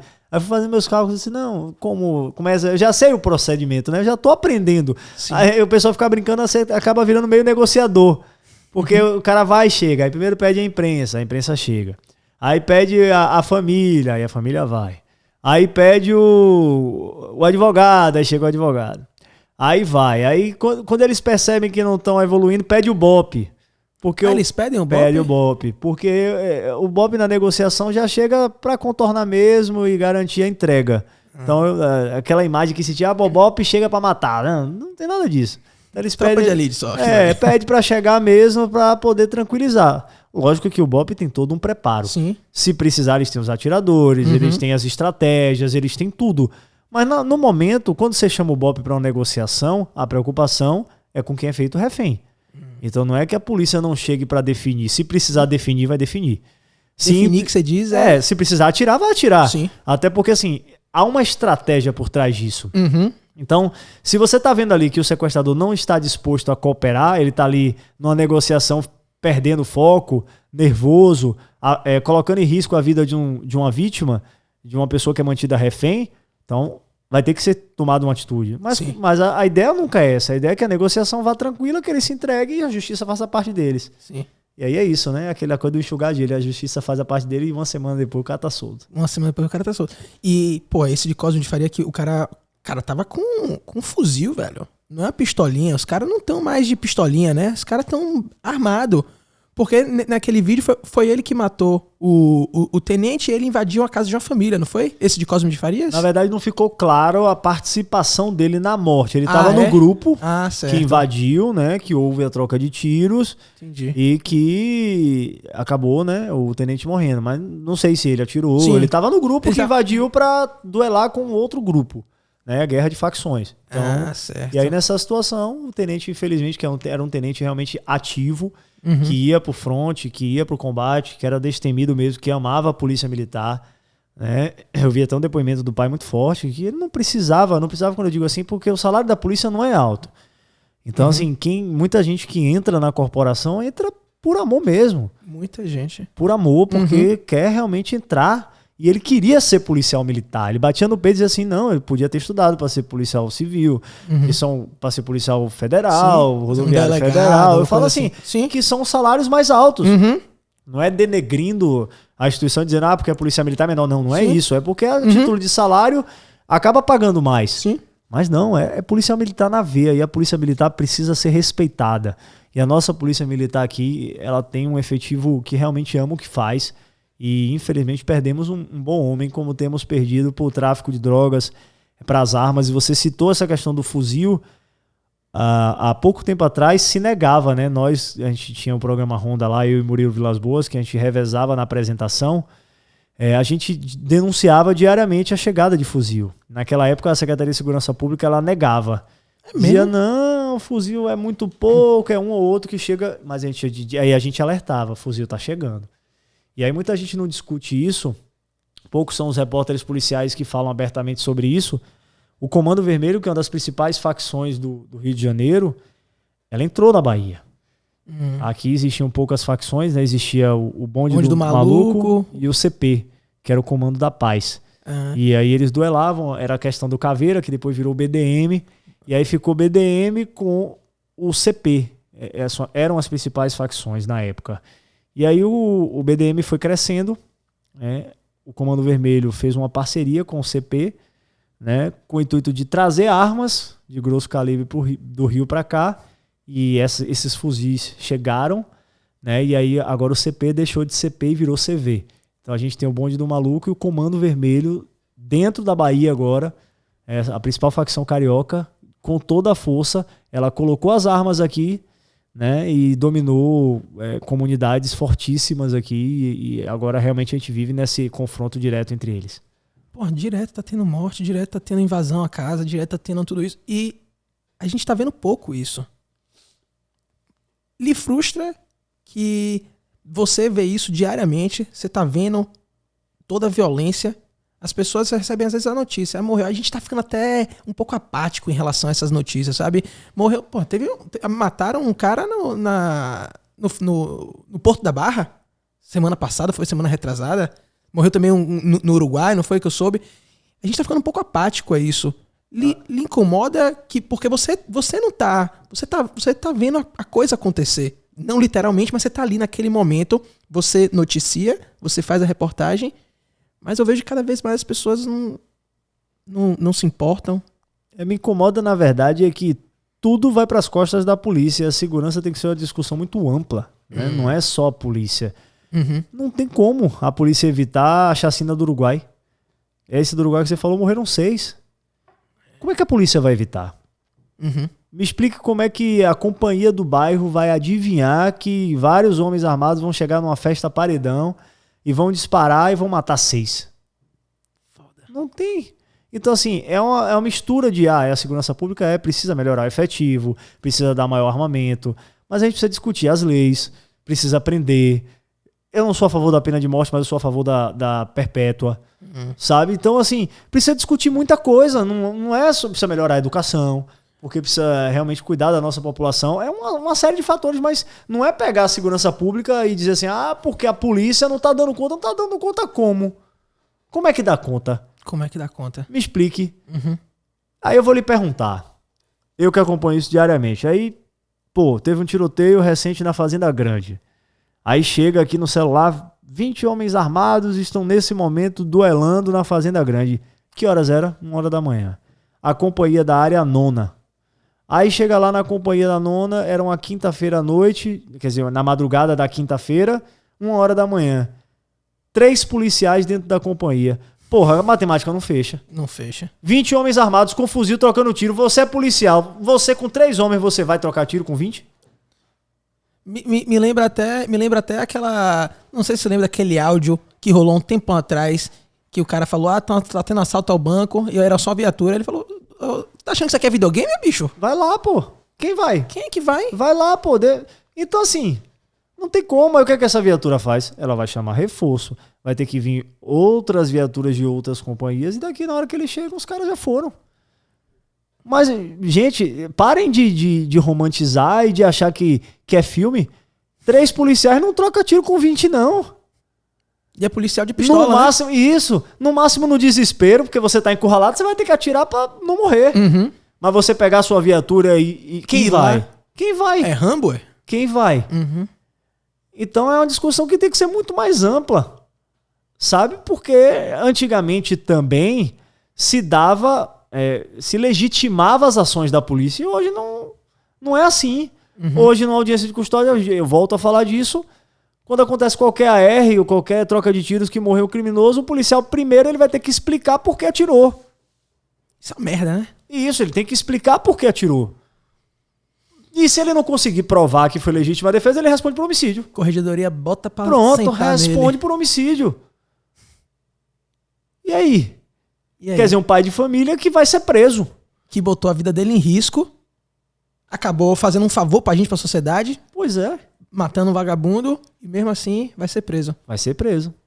E aí vai ter que responder por isso. E aí a carreira, quer dizer, os planos dele de crescer, porque por mais que ele volte, vamos dizer que ele não seja expulso da corporação. Uhum. Mas até ele voltar e aquele plano de crescimento de carreira vai embora, pô. Uhum. Porque fica manchado. Uhum. Fica manchado. E aí a gente arruína a vida de um pai de família. Vem cá, é falta de policial, é falta de bons salários, é o que? É tudo?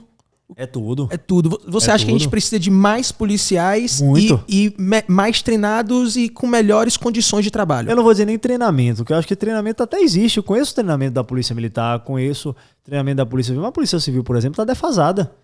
Em que sentido? Tem muita gente se aposentando e tem quanto tempo que não tem um concurso da Polícia Civil? Agora há uma promessa de sair um concurso da Polícia Civil, mas a Polícia Civil está numa fase de acomodação. É diferente até da própria PM. Olha que eu sou parceiro das duas corporações, tanto da PM quanto da Civil. Mas eu vejo na Civil uma acomodação muito grande. Os caras, muitos deles estão em delegacias em fim de carreira. E não há uma renovação. Porque precisa do sangue novo, né? Precisa do cara cheio de vontade de querer mudar, né? E também não é só isso. Eu conheço muito polícia mesmo antigo, né? Que é polícia mesmo, como Paulo Portela, que é um fenômeno e até hoje trabalha, dentre outros agentes que já têm idade para se aposentar, mas se aposentarem vão morrer porque eles são polícia mesmo, que gostam de estar na ativa. Uhum. Mas o sistema fez com que esses caras se fechassem, por causa daquilo que eu estava discutindo com você. Até antes também da gente gravar, depois que fizeram o diabo da lei de abuso de autoridade. Explica aí um pouquinho sobre isso. A lei de abuso de autoridade, ela veio pra lascar o policial, não foi pra lascar a imprensa. Porra, abuso de autoridade não deveria ser exatamente pra prevenir que o policial faça mais... veio pra lascar o policial? Pois é. Nessas operações, né, começaram a surgir lava-jatos, dentre outras aí, a gente via muito o policial federal saindo com alguém da política algemado, um vereador, um deputado, enfim. Sim. E aí a mídia adorava, né? Porque o cara tava saindo ali algemado e no outro dia tava em todas as emissoras, as fotos e tal. E aí, pô, qual foi a sacada? Alguém com o rabo preso, né? Criou essa fantástica lei, ou legitimou, não sei se ela foi criada ou se legitimaram ela já existia, mas botaram ela entrou em vigor, pra valer. porra. Botaram pra fuder nisso. E aí pegaram, com essa lei, proibiram que a polícia apresentasse os presos. Ou seja... Depois que prende, apresentar pra imprensa. Não pode. Não pode mais. Não pode. E se eles apresentarem pra gente, quem é punido não é a imprensa, quem é punido não é o repórter, quem é punido é o policial que apresentou, é a autoridade que apresentou. Uhum. Então aí o delegado não vai deixar o agente apresentar, porque o delegado vai ter que responder na justiça. Sim. O comandante da companhia não vai querer apresentar, porque senão ele vai responder na justiça. E aí o que acontece? Acabou. para proteger o político, para proteger o ladrão de muito dinheiro, eles acabaram usando essa lei que protegeu o ladrão de frango, protegeu o traficante, protegeu o próprio político, mas foi para beneficiar eles. E vem cá, você acha que existe, assim, uma coisa boa em o policial apresentar para a imprensa o bandido? Sim. Qual é? Eu não acho que... E isso eu faço meia culpa porque eu sou da imprensa. Acho que muitas vezes a gente... No iniciozinho mesmo, quando isso tudo começou, a gente ridicularizou várias vezes. Eu não. Mas existem profissionais que ridicularizaram. Lógico que é o perfil de cada um. A imprensa que em geral. É aquela coisa de você ficar ali com preso e entrando na intimidade do cara e, enfim, coisas sacaneando, como aconteceram várias coisas aqui na cidade quanto a isso. Mas qual era o benefício disso? A partir do momento que apresentou, botou ali o preso de frente, o cara é suspeito de 10 homicídios. Aí começa como a gente fazia várias vezes, tá ali a foto do cara, às vezes o cara nem falava, mas o rosto tava ali. Aparecia, mostrava ele. Irmão, se a gente divulgasse o telefone do serviço de investigação da delegacia, era ligação em cima de ligação. E aí aquele cara que tava preso, simplesmente por ter roubado uma banana, podia surgir várias informações de homicídio, de envolvimento com tráfico. E aí a Polícia Civil tinha o que investigar. Lógico que muitas vezes ali estavam denunciando, podia não ser verdade. Às vezes era algum vizinho que queria foguetar mesmo, ou alguém que queria passar um trote. Sim. Mas aí não é problema meu. Sim. Cabe a polícia, a investigação, ver o que era verdade e o que não era. Mas, pô, você podia desvendar um assassinato ali, pô. Você podia solucionar outros casos, várias vezes já aconteceram, onde a gente chegar ali, o cara ligava e aí eu tô aqui... o apresentador tava lá e eu atendi várias vezes a ligação na delegacia. Pô, aí eu tô aqui com o preso, doutora, o cara aqui tá ligando de não sei onde, tá dizendo que ele aqui já matou não sei quem. Aí eu perguntava pra ele, você conhece não sei quem? O cara começa a gaguejar. Não, conhecia. Aí começa a se atrapalhar, começa a ficar nervoso. E aí daquilo ali a autoridade já tira uma denúncia que realmente era real. Era verdade. Então como não dizer que... Então prejudicou muito. Claro. Porque o leigo como eu ia dizer assim, pô, mas vem cá, só não tá mostrando a cara do cara. Não tá preso? Não é o que importa. Pra que precisa mostrar o cara? Mas a gente deixa de saber, a gente não sabe disso. A gente precisa de pessoas como vocês pra explicar isso, entendeu? Que não, mostrar a cara, a gente acaba desvendando outros crimes que esse cara pode ter cometido. É porque assim, ó como é diferente agora. Aí prendeu, né? Aí a polícia não apresenta mais. Aí tudo bem. Aí eu vou chegar, vou estar lá noticiando, prenderam o assassino de Pedrinho aqui de Feira de Santana, que foi morto, um crime que chocou, pererê. Vocês da comunidade, por favor, se tiver alguma informação extra do comparsa que fugiu, o telefone da polícia é 3235-0000, que é do Disque Denúncia, liguem. Quem vai ligar? Ninguém, né? Ninguém vai ligar, porque ninguém quer dizer nada à polícia. Entendi. Quer dizer o repórter, tá vendo que o cara tá ali ao vivo e quer participar de alguma maneira. Entendi. Então o cara não vai ligar pra delegacia, pegar o telefone dele, sabe? Sentar ao vivo. O cara não vai pegar pra poder falar com o policial. Primeiro que tem um medo. Sim. Né? Não sabe como é que vai ser tratado. Não sabe se realmente a denúncia será anônima. Embora vai ser. Sim. É seguro. Mas o cara que tá ligando não sabe, não tem certeza disso. Então é muito mais fácil. Cara, não, vou ligar ali pro repórter de repente... Pronto. Entendi. Então, lógico que atrapalhou o trabalho da polícia. Não tenho a menor dúvida que atrapalhou. E eles também reconhecem isso. Mas não tem o que se fazer mais. É o sistema. O sistema mudou, né? E aí a minha opinião mudou para pior. Então tá rolando aí essa história de que o policial vai começar a usar aquelas câmera de corpo, que tem muito nos Estados Unidos, que são o body cam do policial, né? Que vai mostrar tudo que ele tá fazendo no dia, para registrar tudo. Qual é o seu pensamento em relação a isso? Você acha que isso vai ser bom, vai ser ruim? Porque ao mesmo tempo que deixa o policial, assim, na reta, ele tem que fazer o certinho, o bonitinho, mas vai podar ele muita coisa, né? Porque se o policial for pelo livro 100%, às vezes ele não consegue fazer as coisas, não é? Eu não vou nem tirar por esse lado. Eu nunca tinha nem pensado nisso, mas quando você estava me perguntando, eu estava formulando a minha opinião sobre isso. Sim. Eu não vou por esse lado, eu digo assim, o policial...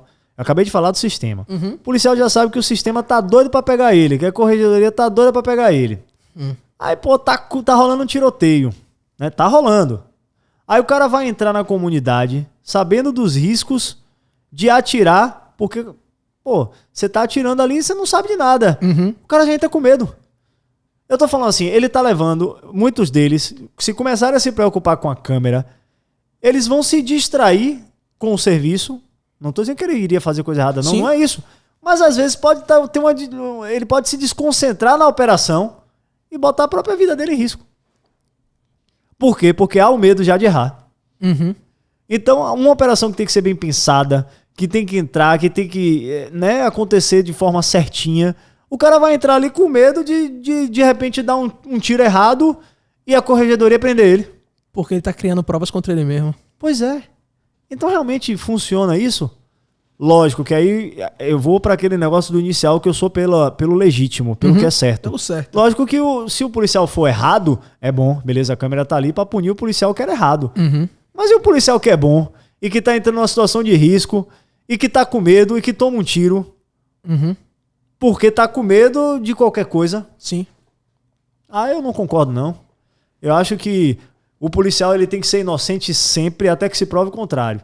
Se você me provar que o policial, se acontecer alguma coisa do policial tá errado, beleza, ele responda. Mas pra mim a autoridade policial ela tem que prevalecer. Então se o policial tá ali apresentando, né, o cara porque entende que há indícios daquilo ali. Se ficar realmente comprovado que o policial tá errado, aí que ele pague. Sim. E que pague com um rigor ainda maior. Porque ele tinha o poder, Porque né? ele precisa ser honesto. Uhum. Ele precisa dar a resposta. Uhum. Então aí é o que eu acho que as leis têm que englobar tudo isso. Se há um policial, né, que está cometendo erros, excessos, se há um policial que é criminoso, haja no rigor da lei, expulse logo, crie uma lei que deixe ele lascado. Uhum. Mas até que me prove o contrário, o policial ele tem que, na rua, ser a autoridade e tem que ser inocente sempre, até que se prove o contrário. Você acha que esse seu pensamento é porque você vê diariamente o que está acontecendo e a operação deles? Ou você acha que não, é de você? Porque é o seguinte, a imprensa, em geral, ela é bem escrota com a polícia. Eu acho. Não tô falando de Bahia, não tô falando de Brasil, tô falando de mundo.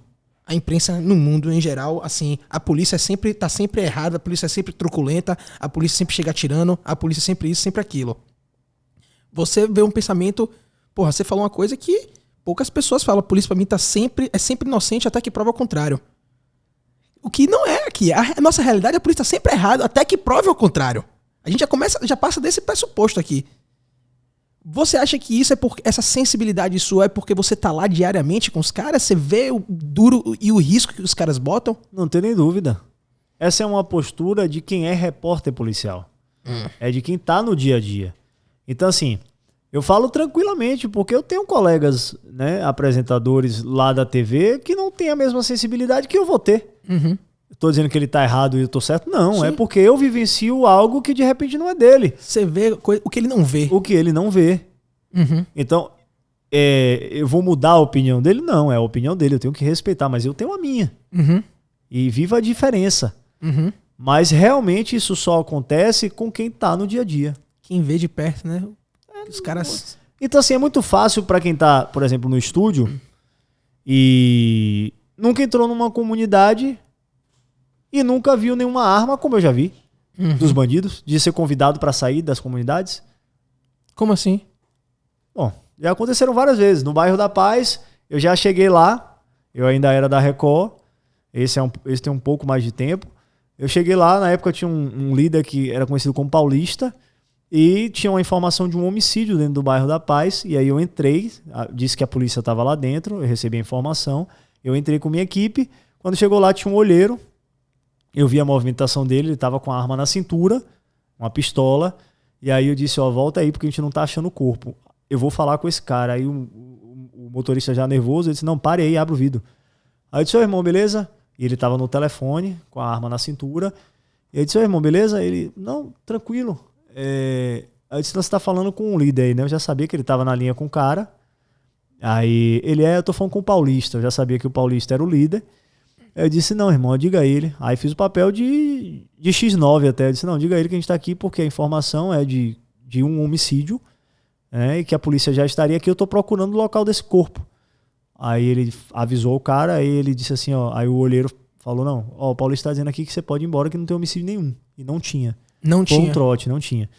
Mas Foi um trote? Foi. Passaram um trote dizendo pra nossa produção que tinha tido um assassinato e quando a gente chegou lá não era. Aí eu fiz aquele papel de bom moço. Eu disse, ó, então é bom até vocês saberem que a polícia tá em deslocamento, porque a polícia confirma essa informação de que recebeu uma denúncia de um corpo. A polícia também recebe. A polícia também estava indo. Então foi uma fonte policial que tinha passado. Então a polícia estava em deslocamento no bairro da Paz para procurar esse suposto assassinato, que não teve. Como isso acontece? Por exemplo, hoje você estava aonde quando chegaram? Você estava em casa, não sei onde você estava, tocou seu telefone, vá pra Brotas, que tá tendo uma situação. Hoje eu estava em casa, né? Hoje foi. Na verdade, hoje foi até o advogado que me ligou. O advogado que estava acompanhando a situação.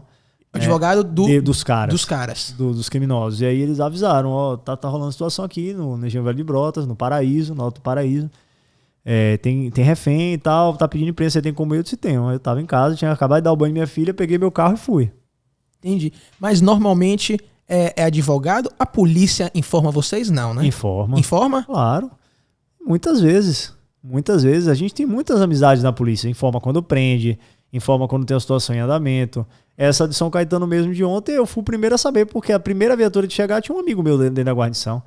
Ele disse, Fábio, corre pra cá, pra São Caetano. Eu não fui porque ia narrar a Copa do Nordeste. Sim. Mas naturalmente, se eu não fosse, eu iria.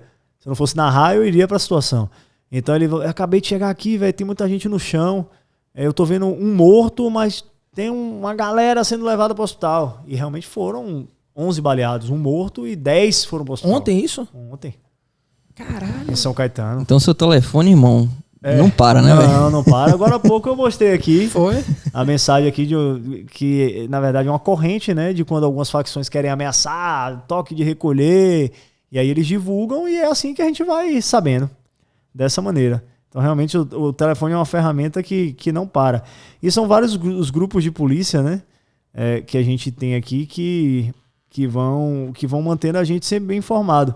Eu vou até mostrar aqui. Aí, aparece aqui. Acabou de chegar aqui uma informação. Vamos lá. Vixe, a imagem é até forte. Agora em Cajazeiras 11, são 9h50 da noite. Né? Não vou mostrar aqui só para vocês. Aqui, um dos grupos, tá vendo aí? Um homicídio acaba de acontecer. Caralho. E aí vai chegando, aí tem a foto do corpo, aí passa o endereço, aí em frente é o Conjunto Tenda, Cajazeiras 11, pronto. E é assim o dia todo. Rapaz, eu tava mais cedo hoje, eu tava olhando seu Instagram de novo e eu vi uma parada que eu não vi, né? Eu ouvi, que foi punk, velho. O da menina aqui em Barra do Pujuca, que o marido da mãe assassinou. Rapaz, no áudio, velho. E você fala o áudio, assim, é um áudio complicado, só que aí quando eu ouvi, meu irmão, que porra é aquela, velho? É isso, porque às vezes quando o repórter tá falando, você não entende, né? Não Mas entende. quando você ouve no áudio, que você ouve os disparos, que você vê o desespero... A mulher gritando, por favor, não, pá. Rapaz, aquilo ali é áudio de filme. Aquilo ali é áudio de filme pra mim. E é realidade. Exato, é isso que a gente vivencia, né? E é o que eu digo, daquilo de valorizar sempre a polícia, né? Porque é um trabalho difícil, pô. Uhum. São crimes em cima de crimes. Imagine você diariamente ter que lidar com isso. Uhum. Né? E pô, foi uma garota de 12 anos, uma criança que presenciou o assassinato da mãe. Perdeu a mãe. Eu nem sei como é que tá a vida dessa criança, né? Dessa garota depois disso tudo. E isso é diário. Feminicídio em cima de feminicídio. Fora as mortes de tráfico, né? A gente tá falando de um feminicídio que cresce absurdamente. Você vê muito isso? Tem. É muito Companheiro que mata a mulher? Muito cara escroto ainda, né? Tem ser humano, cara né, escroto, irmão?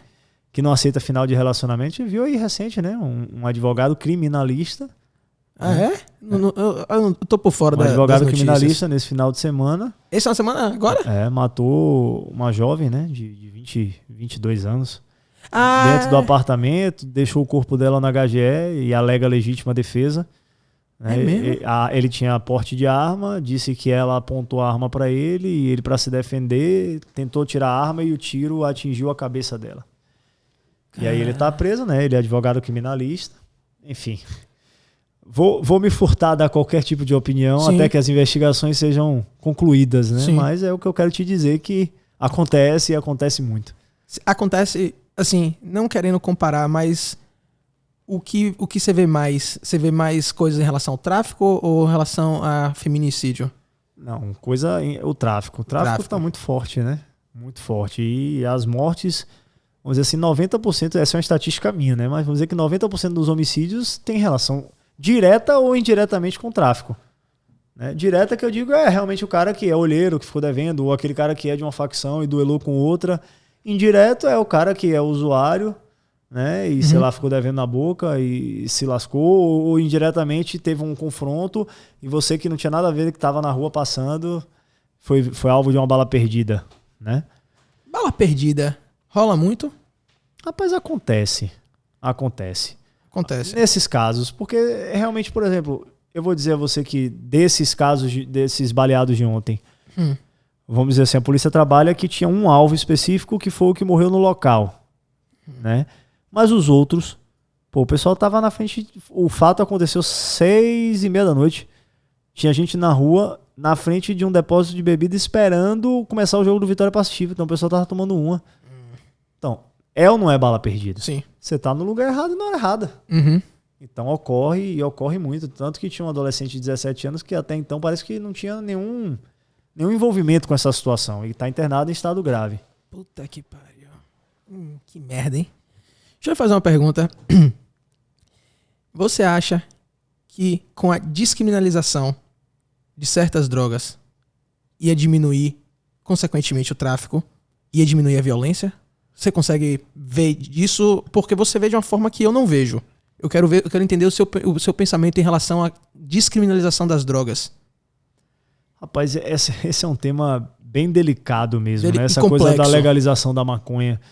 Porque, por exemplo, eu não tenho nada contra quem fuma maconha. Inclusive, eu tenho muitos amigos que usam, faz parte do nosso dia a dia, da nossa realidade. Sim. Né?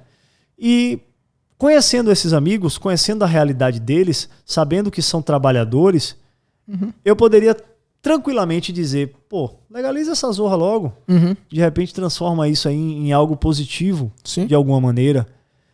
Mas em compensação, pelo que eu trabalho e pelo que eu vivencio, eu estaria sendo um puta demagogo se dissesse assim, legaliza, porque movimenta tanto dinheiro, bicho, tanto dinheiro. Sabe, o tráfico movimenta tanto dinheiro. Sim. E por causa desse uso, dessa droga e de outras drogas, é que eles conseguem comprar armas, financiar roubos a banco. Exatamente. Então, assim, eu não consigo, sabe? Mas pera aí, eu não entendi a demagogia aí, porque é o seguinte, isso aqui tá longe de ser um debate. Não, claro. Entendeu? Claro. Minha intenção nunca é debater. Não, claro. É só eu expor o meu ponto de vista. Claro. Na minha cabeça, se legalizar, certo? E as pessoas puderem comprar de forma legal, que nem você compra bebida, que nem você compra cigarro, por exemplo, ou álcool, ou qualquer outra droga legal que tenha. Isso não vai sair do morro? Não sai a circulação desse dinheiro todo do morro? É isso. Eu vou dizer que é demagogia, por quê? Porque só legalizar a maconha não vai acabar com o tráfico. Não vai. Porque tem outras drogas. Isso. E assim, eu não sei se a gente vai conseguir diminuir se legalizar só a maconha. Entendi. Porque tem o crack, tem a cocaína, tem outras drogas aí que vão continuar acontecendo dentro da movimentação do tráfico. É crack e cocaína, o crack é a cocaína misturada com baking soda, esqueci o nome. Mas eles vão piorando cada vez mais, né? Piorando, vão misturando isso. Pra deixar o cara mais sequelado. Crack e cocaína é o maior, é o mais pesado? Assim, o que roda mais? É o que roda mais. É o que roda mais. Mais pesado não, tem piores. Não tô falando em relação à substância em si, eu tô falando o que mais... Isso é o que sai, né? Que tem mais saída. Né? É o que mais movimenta. Tirando a maconha, né? Que aí a gente sabe, e aí é por isso que é uma discussão complexa. Porque realmente eu não consigo ter uma opinião firmada em dizer assim, cara, vamos legalizando a maconha, de repente vai diminuir o poderio das facções. Pode ser. Talvez, né? Pode ser. Exatamente. Isso a gente precisa estudar e discutir isso abertamente. Eu falo de demagogia porque eu sou um cara que acompanha o dia a dia, que vejo a movimentação do tráfico. Em compensação, tenho essa opinião minha, pessoal. Não é a opinião do repórter Fábio Gomes, é do cidadão Fábio Gomes. Eu tenho amigos que fumam maconha. Se eu fumasse maconha, não teria nenhum problema em dizer que sou usuário de maconha, mas não fumo. Sim. Mas digo assim, eu tenho tanto amigo que fuma maconha que o cara é tão tranquilo que você vê que O cara só fuma mesmo ali na hora de dormir, Sim. sabe? Dentro inclusive da minha profissão, eu tenho vários colegas jornalistas que fumam e pra mim é super natural. Sim. Não uso porque não uso mesmo, é meu, é da minha vida. Não é pra todo mundo. É da minha vida. Sim. Mas eu realmente não tenho uma opinião formada quanto a isso, porque eu tenho que analisar prós, contras, né? Ouvir especialistas para entender como funcionaria, para que eu possa ter a opinião concreta de que realmente ia diminuir o tráfico, e eu sou a favor disso. Se realmente me provar que vai enfraquecer o tráfico de drogas, eu tô dentro. É importante isso pra você, né? Você que vê... É isso, eu conversei com uma amiga minha, psicóloga, certo? E ela é a favor da descriminalização das drogas, mas por uma questão de saúde pública e tudo mais. Ela, assim, tem os posicionamentos dela, coisas embasadas, que faz sentido. Só que a preocupação dela não era terminar com o tráfico, sabe? É uma outra visão. É uma outra visão. A sua visão é muito mais pragmática. Ó, se for diminuir o tráfico, se for tirar o poder do tráfico, eu sou a favor. Libera. Porque você vê mais que todo mundo aqui.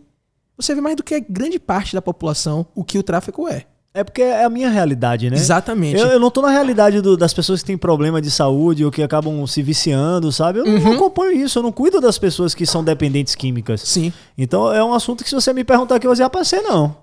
Tô por fora. Mas o que eu lido é a morte, é o tiro, é a pessoa que tá ali perdendo vidas e mais vidas em cima disso. E não tem jeito. Então, assim, eu já fiz matérias de chegar uma mãe, na época ainda de Record, de chegar uma mãe lá e dizer, poxa, me ajude, meu filho tá ali na rua, ficou viciado 12 anos, e a gente ir lá tentar, conseguimos centro de recuperação pra ele, e o menino não foi. Não sei nem se o menino é vivo hoje. Isso é o vício. Quer dizer, a mãe perdeu o filho. Se não morreu, perdeu o filho naquele momento, quando ele negou voltar pra casa, e minha mãe, vou morar na rua. 12 anos. E aí? Punk, né? Aí como é que eu vou defender? Lógico que nesse caso desse menino ele estava usando pedra, não era maconha. A discussão é a maconha. Sim. Mas assim, existem os vícios, vícios e vícios. Então eu preciso entender de perto o que vai acontecer numa legalização como essa para enfraquecer o tráfico. Porque como é que eu não fico com raiva de um traficante desse que botou droga na mão de 12 anos, como bota peça, como bota arma? Então assim, isso é meu. Hoje, todas as emissoras estavam nesse mesmo lugar de São Caetano, onde aconteceu da Capelinha esse atentado criminoso, e foi montada uma base... O que foi exatamente?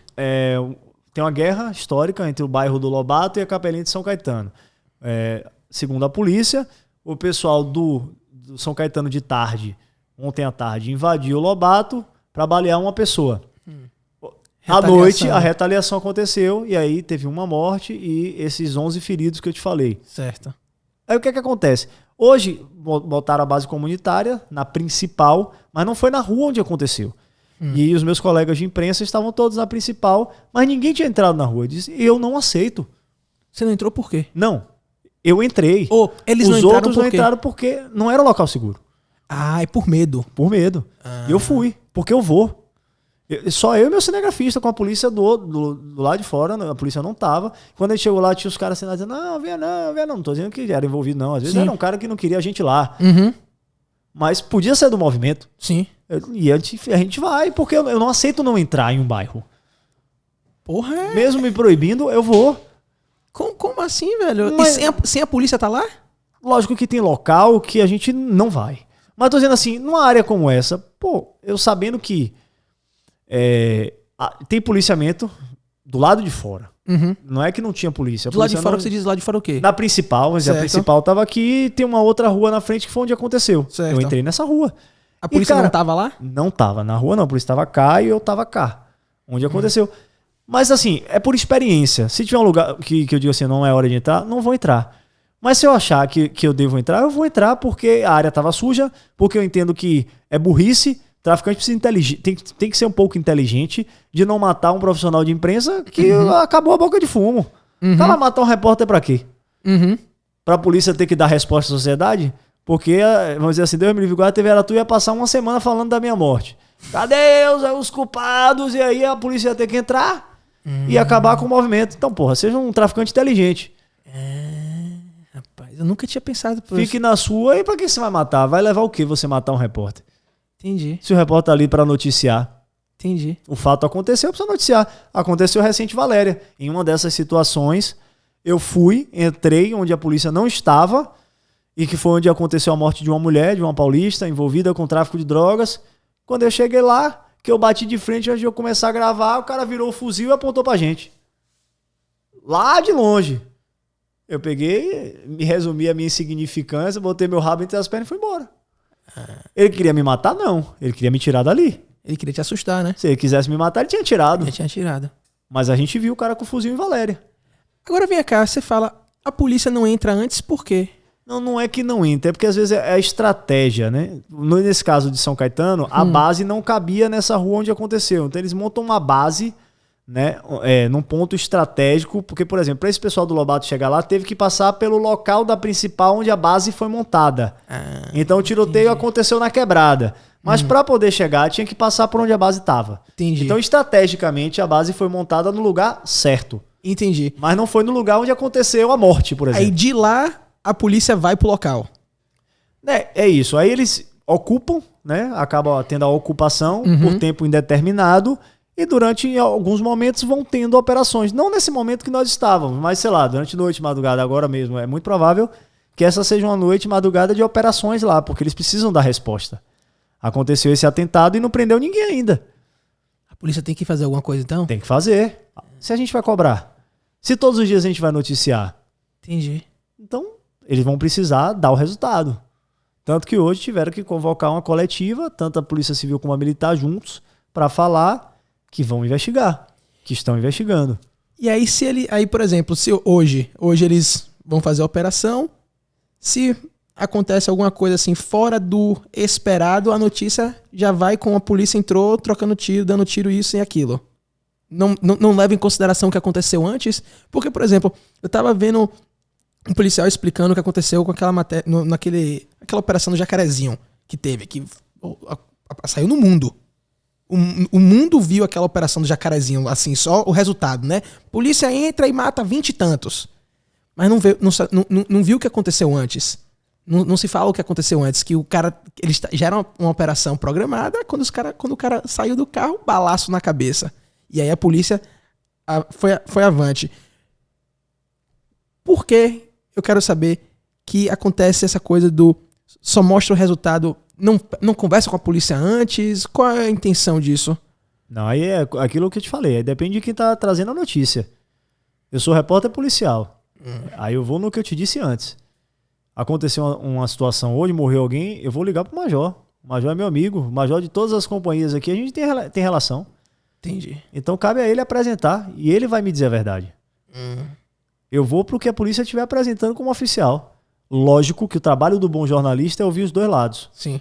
Se tiver alguma reclamação, né, referente à operação, a gente vai abrir espaço. Entendi. Se houver alguém que queira contestar a operação policial, que venha. Entendi. Essa é a função do jornalista. Mas é o que eu te disse, isso vai de acordo com a linha que cada um segue. Eu sou repórter policial. Então, eu levo em consideração. Houve um atentado, a polícia está trabalhando, procurando os responsáveis por esse atentado. Amanhã eu vou ligar pro major. Major, novidade? Teve uma operação, morreu um, pegamos uma arma, apreendemos droga, e aí ele vai me dar entrevista e vai falar sobre isso. E aí, se nessa operação houve algum erro, não sou eu que vou dizer. Sim. É alguém que vai ter que me procurar para que eu possa ouvir. Eu vou ouvir. Sim. Mas para isso eu preciso ser provocado. Mas o canal inicialmente é sempre com a polícia, né? Você sempre primeiro... Sempre com a polícia. Primeiro de vocês, o que é que aconteceu? Depois, se acontecer outra coisa e chegar em você... Sempre com a polícia, sim. Sempre que a gente for provocado. Sim. Da mesma maneira que se alguém procurar a gente dizendo, olha, a polícia entrou aqui, matou um, matou dois, eram inocentes. Aí a gente vai ouvir eles e vamos procurar a polícia. Tô falando assim, a gente precisa ser provocado. Sim. A polícia tá procurando dar resposta. A gente tá ouvindo a polícia porque a polícia precisa dar resposta ao atentado. Então, se houver algum erro, alguém tem que procurar para provocar. Como é que eu vou ficar mexendo na polícia? Eu vou por quê? Qual é o motivo que eu tenho para duvidar deles? Se o cara tá ali trabalhando a noite toda para poder prender vagabundo, eu vou ficar dizendo, não, mas por que você atirou? Sim. Mas realmente você tinha que ter atirado? Por quê? Mas são questionamentos que muitas vezes fazem pra polícia, Que né? façam, mas não vou ser eu. Sim. Não vou ser eu. Porra, Se de isso fuder. tiver que acontecer, vai ser lá. A justiça que entenda. Ele já tem que responder à justiça, não a mim. Os caras estão aí pagando o pau da zorra, ganhando mal, colocando a vida em risco, não sabe se volta pra casa e eu vou questionar? Uhum. Eu? Não, eu não. Eu vou questionar se alguém me provocar e disser, olha, o policial errou. Aí sim. Sim. Aí você errou? Vamos lá. Aí Você eu não quero vai- entender. Você não vai procurar a Não, coisa. por quê? Eu tenho que acreditar que a autoridade tá agindo na legalidade. Uhum. Eu não tenho por que duvidar de ninguém. A gente precisa de mais repórter como você, mais jornalistas como você, velho. Mas é isso. Não tem. Eu não consigo entender isso. É aquela coisa do vender que a polícia tá entrando errado. Por que a polícia tá entrando errado? Primeiro que eu não tenho preparo pra dizer que a polícia tá entrando errado. Eu não tenho. Eu tenho o que eu aprendo olhando ali, mas. E olha que como você leigo. sabe mais do que 90% da população civil, né? É isso, mas é que, pô. Quem sou eu pra julgar? Uhum. Não tenho capacidade pra isso. Sim. Nenhuma. Mas é fácil, né? É fácil pra Aí, galera, né? aí é a lei do. É fácil chegar assim, a polícia chegou atirando aqui, matou 2. Ah, não faziam nada. Fácil pra caralho, né? Pois é. Aí, E aí você vê. E aí o microfone tá aberto. Aí o microfone tá aberto, mas não sou eu. Não sou eu que vou dizer. Eu tô aqui pra ouvir todos os lados. Pô, e vem cá, velho, me surgiu uma curiosidade. Depois de toda essa experiência que você teve, né, com operações policiais, não te despertou a vontade de ser policial, não? Já pensei, é uma pergunta interessante. Eu pensei várias vezes, né? Em fazer concurso público, né? Mas acabou que, sei lá, eu fui desistindo. Eu costumo brincar, né? Já disse isso em outras vezes. Eu nunca fui um cara que gostei de comer livro, de estudar. Nunca. Era meu. Até quando eu escolhi a profissão, lá pra vocês não entenderem que eu tô dizendo que jornalista não estuda, viu? Porque o povo é demais. Sim. Mas assim, quando eu escolhi a minha profissão, eu peguei a profissão que eu ia muito pra prática. Lógico que você precisa estudar, Sim. pra poder você chegar na parte prática, você precisa de estudo. Mas eu queria ser prático, eu não queria ser, aí eu vou dar os exemplos, eu não queria ser advogado que você precisa estar lá estudando lei pra caramba e médico que você tem que perder seu final de semana e, enfim, Sim. que financeiramente depois possa compensar, mas e aí cabe nessa pergunta, eu nunca gostei de sentar pra estudar pra concurso público. Mas eu já pensei várias vezes em ingressar pra polícia, o tempo foi passando e eu acho que eu fui ficando pra trás mesmo, fiquei aqui por aqui. Porra, mas pelo menos despertou então, assim, Sim, despertou. não só curiosidade, mas para você, se você cogitou em virar polícia, você tem no mínimo uma admiração, né? Não, várias vezes. E, inclusive, eu tô dizendo assim que foi passando, mas agora mesmo o concurso da Polícia Civil vai abrir e eu não descarto. Coça, né? Não descarto fazer. Dá uma coceirazinha. Só que aí o tempo vai passando, eu vou ficando com preguiça e dizer, rapaz, tanto tempo que eu não pego num livro Sim. pra Entendi. poder fazer um concurso e aí vai indo. Não descarto fazer. Significa que eu respeito. Meu sogro é policial civil, eu tenho familiares, né, que são da polícia e eu valorizo o que eles passam. Porra. Né? Eu valorizo demais. Sim. Então, lógico que rola assim esse pensamento em fazer.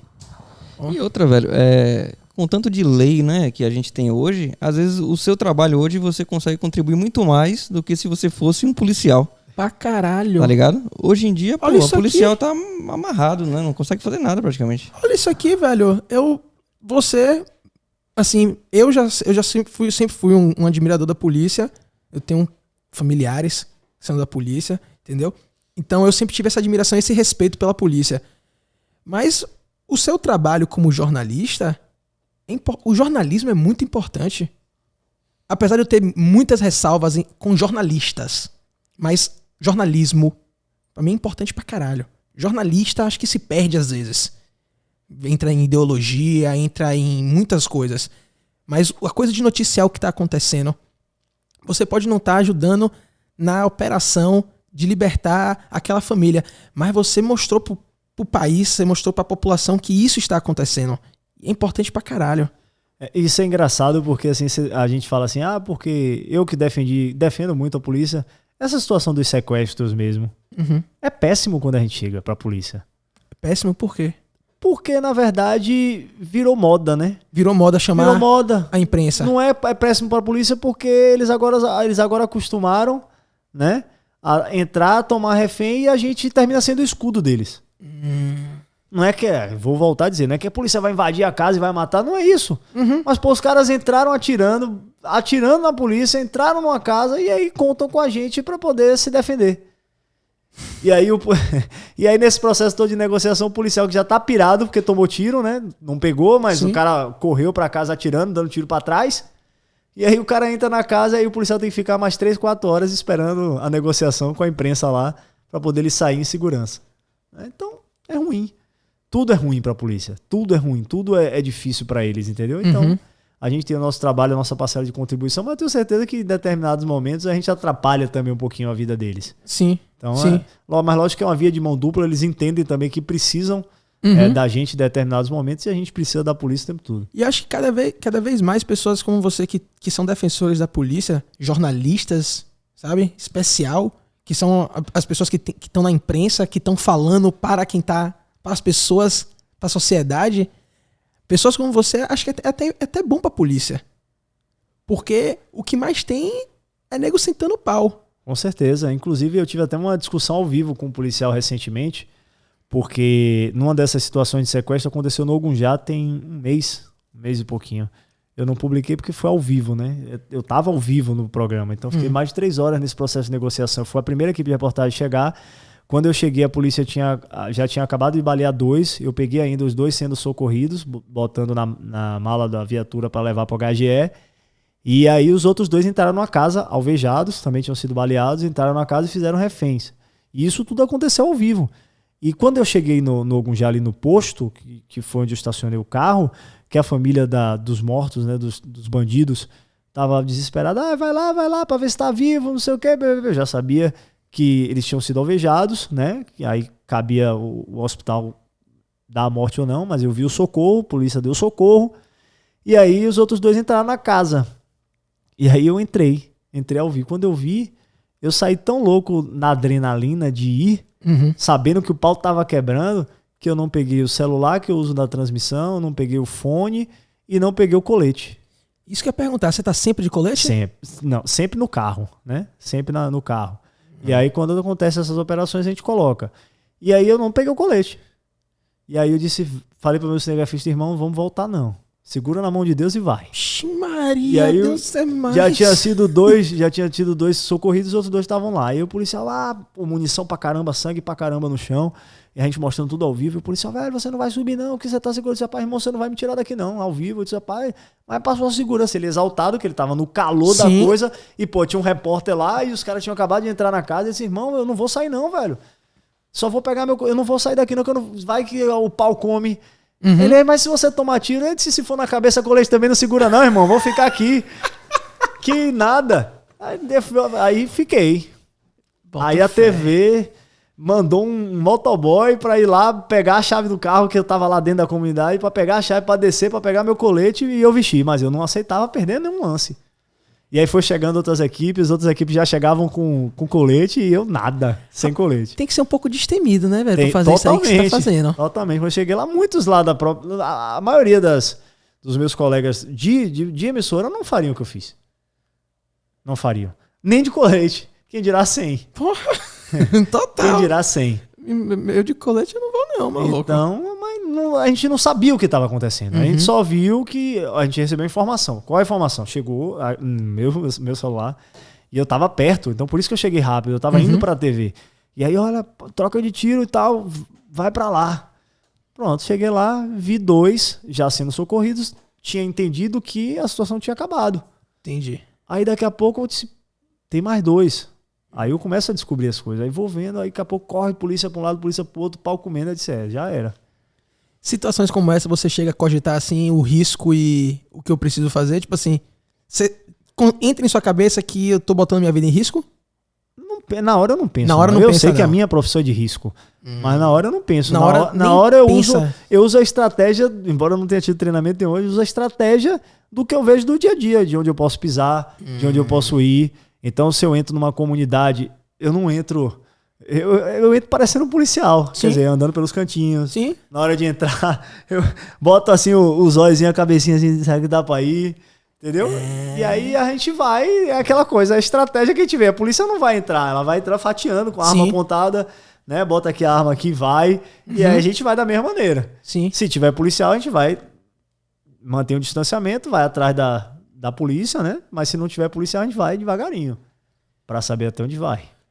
Como é que não admirar? Como é que eu posso não admirar uma profissão dessa? Sabe? É por isso que eu falo, eu admiro muito o jornalismo. O jornalismo é muito importante. Eu tenho minhas ressalvas com jornalistas, sabe? Mas, porra, velho, você tá colocando sua vida em risco pra mostrar pra gente o que é que tá acontecendo no mundo. No mundo não, né? Na nossa cidade. Inclusive, eu lembrando assim, quando você fala isso, eu lembro muito de minha mãe, né? A mãe e meu pai ficam doidos. Aí quando eles... você tá onde e tal? Não veio buscar, eu passo lá pra pegar a quentinha, eu não passei lá. Eles não, pai, tô aqui numa situação de sequestro. Minha mãe, ai meu Deus, já tá tranquilo, já tá resolvido esse tá, minha mãe, vá, fique tranquilo, tá tudo certo. E aí, meu pai e minha mãe nunca pararam pra falar nada disso comigo, mas, pô, pai e mãe, né?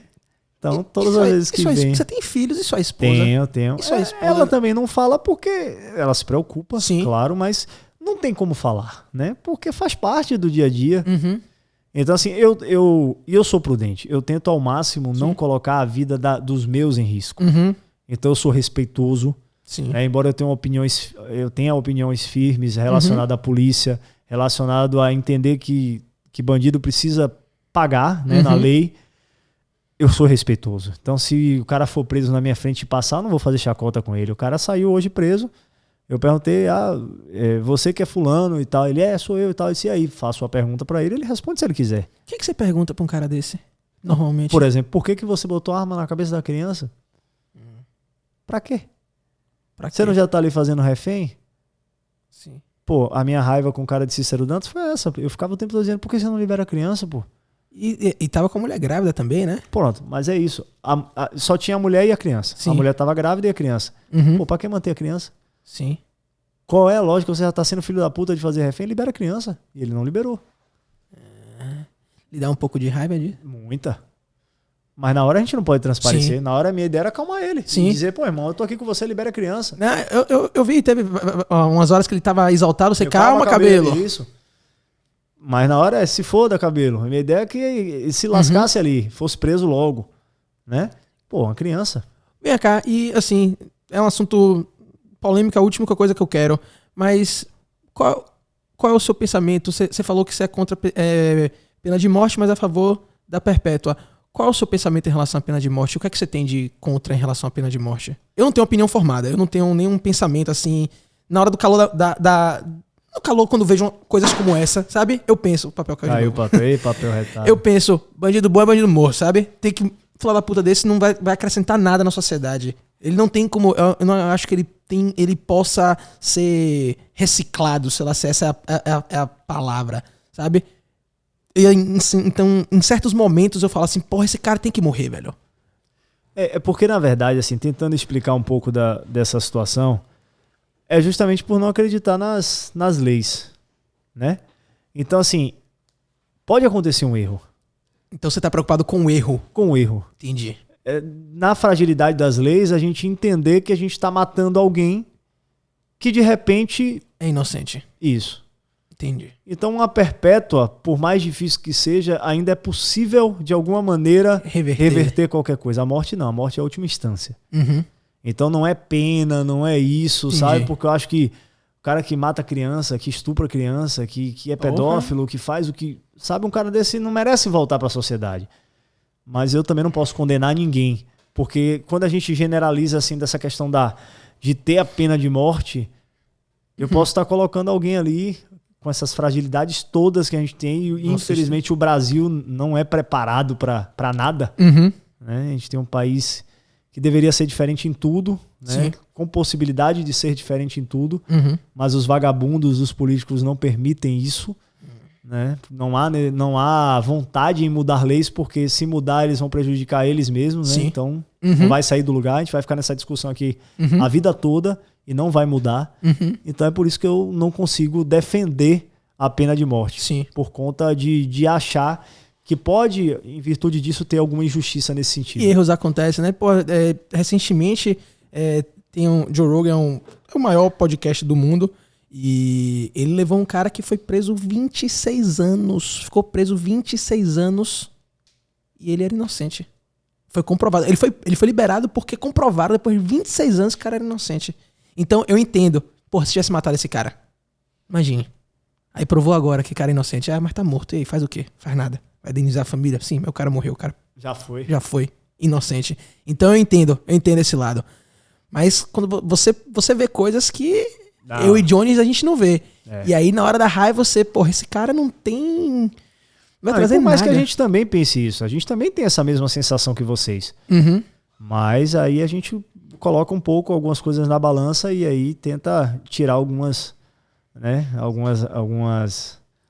Como é que a gente diz? A gente tira informações disso tudo para poder colocar na mesa o que seria melhor para aquele momento ou para aquela situação, né? Salvador tá perigosa, não tá? Tá. Eu diria que o Brasil tá perigoso, mas Salvador, o que eu tenho vivenciado é realmente preocupante. A gente trabalha com iFood, né? Então eu atendo os motoboys sempre. Os caras vêm aqui pegar e eu sempre converso com eles. Que às vezes o cookie não tá pronto ainda e eu fico conversando com os caras. Rapaz, os caras falam, meu irmão, bicho tá pegando. E são os caras da quebrada. São os caras da quebrada que estão com medo da quebrada. Às vezes não é a quebrada deles, às vezes é outra quebrada, mas os caras estão com medo, velho. Eles falam, rapaz, tem bairros que quando chega o pedido, porque chega, quando toca no celular do motoboy do iFood, mostra onde é que vai ser entregue. Maluco, eu não aceito não, velho. Ele nega. Ele deixa ela tocar, não aceito não. Até porque tem locais que você fala quebrada por quebrada, mas tem morador da rua, às vezes é no mesmo bairro. O morador do Lobato, que mora na rua A, ele não entra na rua B. É mesmo? Às vezes você mora aqui, seu pai mora na A e você mora na B. Você não vai na casa do seu pai. Porque a distância é de uma rua de duas facções diferentes. Que loucura, né? Então você não pisa. Você não vai porque o traficante de lá acha que você tá indo buscar alguma informação e você não vai. Então essa é Salvador. Que não é conversada sobre isso. Não é. Isso não é mostrado. Não, na verdade já tem programas no nosso, a gente fala disso direto. A gente fala isso direto. Então acontece muito. Então já faz parte de uma realidade. Rapaz, a moça que trabalha lá em casa, ela falou uma vez que minha mãe falou assim, você pode ficar um pouco mais. Ela falou, se eu ficar, eu vou ter que dormir aqui. Porque tem toque de recolher. Eu não entro em minha casa, eu não entro no meu bairro, na minha rua. Porque depois de tal hora, o comando diz que não pode estar ninguém transitando. Isso acontece muito quando há uma iminência de uma invasão de uma outra facção e aí eles botam esse toque de recolher, né? Para evitar a movimentação na rua em determinados horários. Por quê? Porque se depois disso, se a comunidade sabe que tem toque de recolher, se depois disso alguém entra, é facção rival. É facção rival. E aí é pau. Mas é uma loucura isso, né? É péssimo. Não, é uma loucura que o tráfico, eles têm esse poder de dizer, você não pode andar na rua depois de tal hora, porque amanhã, hoje, sei lá, a gente vai fazer... Enfim, sabe? Esse poder de dizer que as pessoas podem ou não podem fazer. E a gente não vê, a gente conversa pouco sobre isso. E é uma realidade porque a gente não tá isento disso. Porque a violência não fica só lá. A violência vem pra cá também. A gente recebe, não tão forte quanto quem tá lá perto, mas a gente recebe o resquíciozinho, a gente recebe um rebotezinho. A gente vê. Mas, Porto da Barra teve um assassinato. Eu tô aqui na rua, a gente tem uma delegacia aqui perto. Mas aqui já teve assalto. Sacou? Tá em tudo que é canto. E é uma parada que me deixa muito preocupado, sabe? Me faz pensar em ter filhos. Como é que eu vou botar uma criança no mundo violento como esse? É algo de se pensar mesmo e não se discute realmente. Então, a gente vai vendo piorar, vai vendo as coisas acontecendo, né? Na verdade, a gente só se preocupa quando acontece na nossa família. Quando aperta na gente, né? Isso. Nos outros casos, a gente se sensibiliza quando vê na TV, mas não se preocupa. Então a gente vê assim, matou fulaninho, coitada da família. E só. E acabou. Por quê? Porque não foi com a gente. Aí quando é com a gente vai fazer manifestação, a família vai botar a camisa com foto de quem se foi, e aí vai pra porta da delegacia com a imprensa cobrar a justiça. Mas e depois? Depois vira estatística. Porque até pra gente, aí eu faço meia culpa, pra imprensa, hoje foi São Caetano, ontem foi o Paredão do Uruguai, amanhã vai ser outro bairro. Então a gente vai renovando de notícia para notícia. Então, daqui a um mês, eu não vou lembrar desse ataque de ontem de São Caetano. Eu não vou lembrar desse ataque de anteontem do Uruguai. Eu vou falar dos próximos. E é assim. Punk, né? A culpa é minha? A culpa é do sistema, a violência tá aí. A gente tem que noticiar todo dia. Uhum. E aí é o que eu disse, vira estatística. Uhum. Pessoas aqui estão deixando de ter rosto. Pessoas aqui estão virando números. Porra, pesado isso aí, velho. E isso é que tem que ser refletido. Uhum. Aqui a gente tá deixando de ter identidade e tá virando número. É a estatística da morte em Salvador. Foda. E aí só pesa para as famílias. Uhum. Quando chegar na sua porta, que eu espero que não chegue na porta de quem está acompanhando o podcast, mas quando chegar na sua porta, aí você pode se importar. Uhum. Mas aí já vai ter sido tarde. Uhum. É. A gente teve... São João retrasado. A gente foi pra uma pousada. Assim, é bem isolada a pousada. Pô, lugar massa, sabe? Só que a gente chegou no sábado, no domingo, 6 horas da manhã, a pousada foi toda feita de refém. Arrombaram a porta do nosso quarto. Eu e minha namorada, meu pai tava em outro, eram várias casinhas. Arrombaram a porta do nosso quarto. Quando a gente chegou, a gente foi o último quarto, porque a gente tava meio que no canto. Quando a gente chegou, tava todo mundo na varanda já, sentado. Eu tomei murro na costela, tapa na cara. O cara, eu uso argola, né? O cara vai tirando o brinco, viadinho. E ele fica quieto, vagabundo. Vagabundo é você. Vagabundo sou eu. E procurando droga. Alguém tem droga aí? Tem alguém com droga? 6 horas da manhã, meu irmão. Os caras tocaram terror, velho. Os caras tocaram terror. Terror. Tá, meu filho. Até o povo do marinheiro tomou murro. Todo mundo se fudeu. E, velho, eu fiquei um pouco traumatizado. Passei um tempo, velho. Passei um tempo, assim, com medo de noite. Sabe? De arrombarem. É complicado. Sacou? Mas, graças a Deus, não teve nada. Graças a Deus não aconteceu nada. Poderia ter acontecido, poderia. Mas e com aqueles que acontecem? Sabe? Vira número, é o que eu disse. Pra família não, mas... A família não, mas... Pros outros, é estatística. E pra gente da imprensa, também é estatística. Uhum. A gente tem que ser honesto. É. A gente tá ali pra noticiar. Exatamente. A gente, lógico, em alguns casos a gente se sensibiliza, né? A gente se envolve com uma mãe, com uma esposa, com um marido. A gente acaba criando vínculos, né? Isso faz com que a gente brigue mais, sabe? Que às vezes a gente se envolve tanto com a história que a gente quer, durante a semana toda, falar com a família. Você tem esse contato? Claro, que é pra poder... Né? Não, se não der, da próxima semana a gente volta e vamos cobrar. Porque realmente a gente percebe que a família quer o apoio da gente, né? Uhum. Então, às vezes até deixa de vender, de dar audiência pra gente, né? Porque, como eu te falei, os casos, infelizmente, se renovam. A cada dia é uma morte diferente. É um número diferente. Né? Mas por trás desse número tem histórias. Punk, velho. Porra, acho que a gente... É uma boa forma. Senão a gente não vai parar nunca aqui, né? Vai ficar aí. Falando de miséria até umas horas. Mas, velho, muito obrigado. Sabe, eu acho que esse papo aqui foi comigo, mas esse papo tem que ser feito com várias pessoas. Sabe, mais pessoas têm que saber o que é que tá acontecendo. Porque a gente vê assim... Hoje em dia, quem é que liga a televisão? Poucas pessoas ligam a televisão. Sabe, tem muita gente que... Mas grande parte tá... Instagram... Tá nas redes sociais, tá no Netflix, tá no YouTube, tá na puta que pariu, sabe? Poucas estão assistindo televisão e vendo o que tá acontecendo. E algumas pessoas que estão assistindo até, sabe, passa de forma tão... A coisa é tão... Não é nem sensacionalista, mas é tão rotineira que já vai calejando, você nem se sensibiliza mais. Mas é isso aqui, você consegue entender um pouco mais, sabe? Isso aqui, quando a gente conversa, não é uma matéria de 10 minutos que você faz.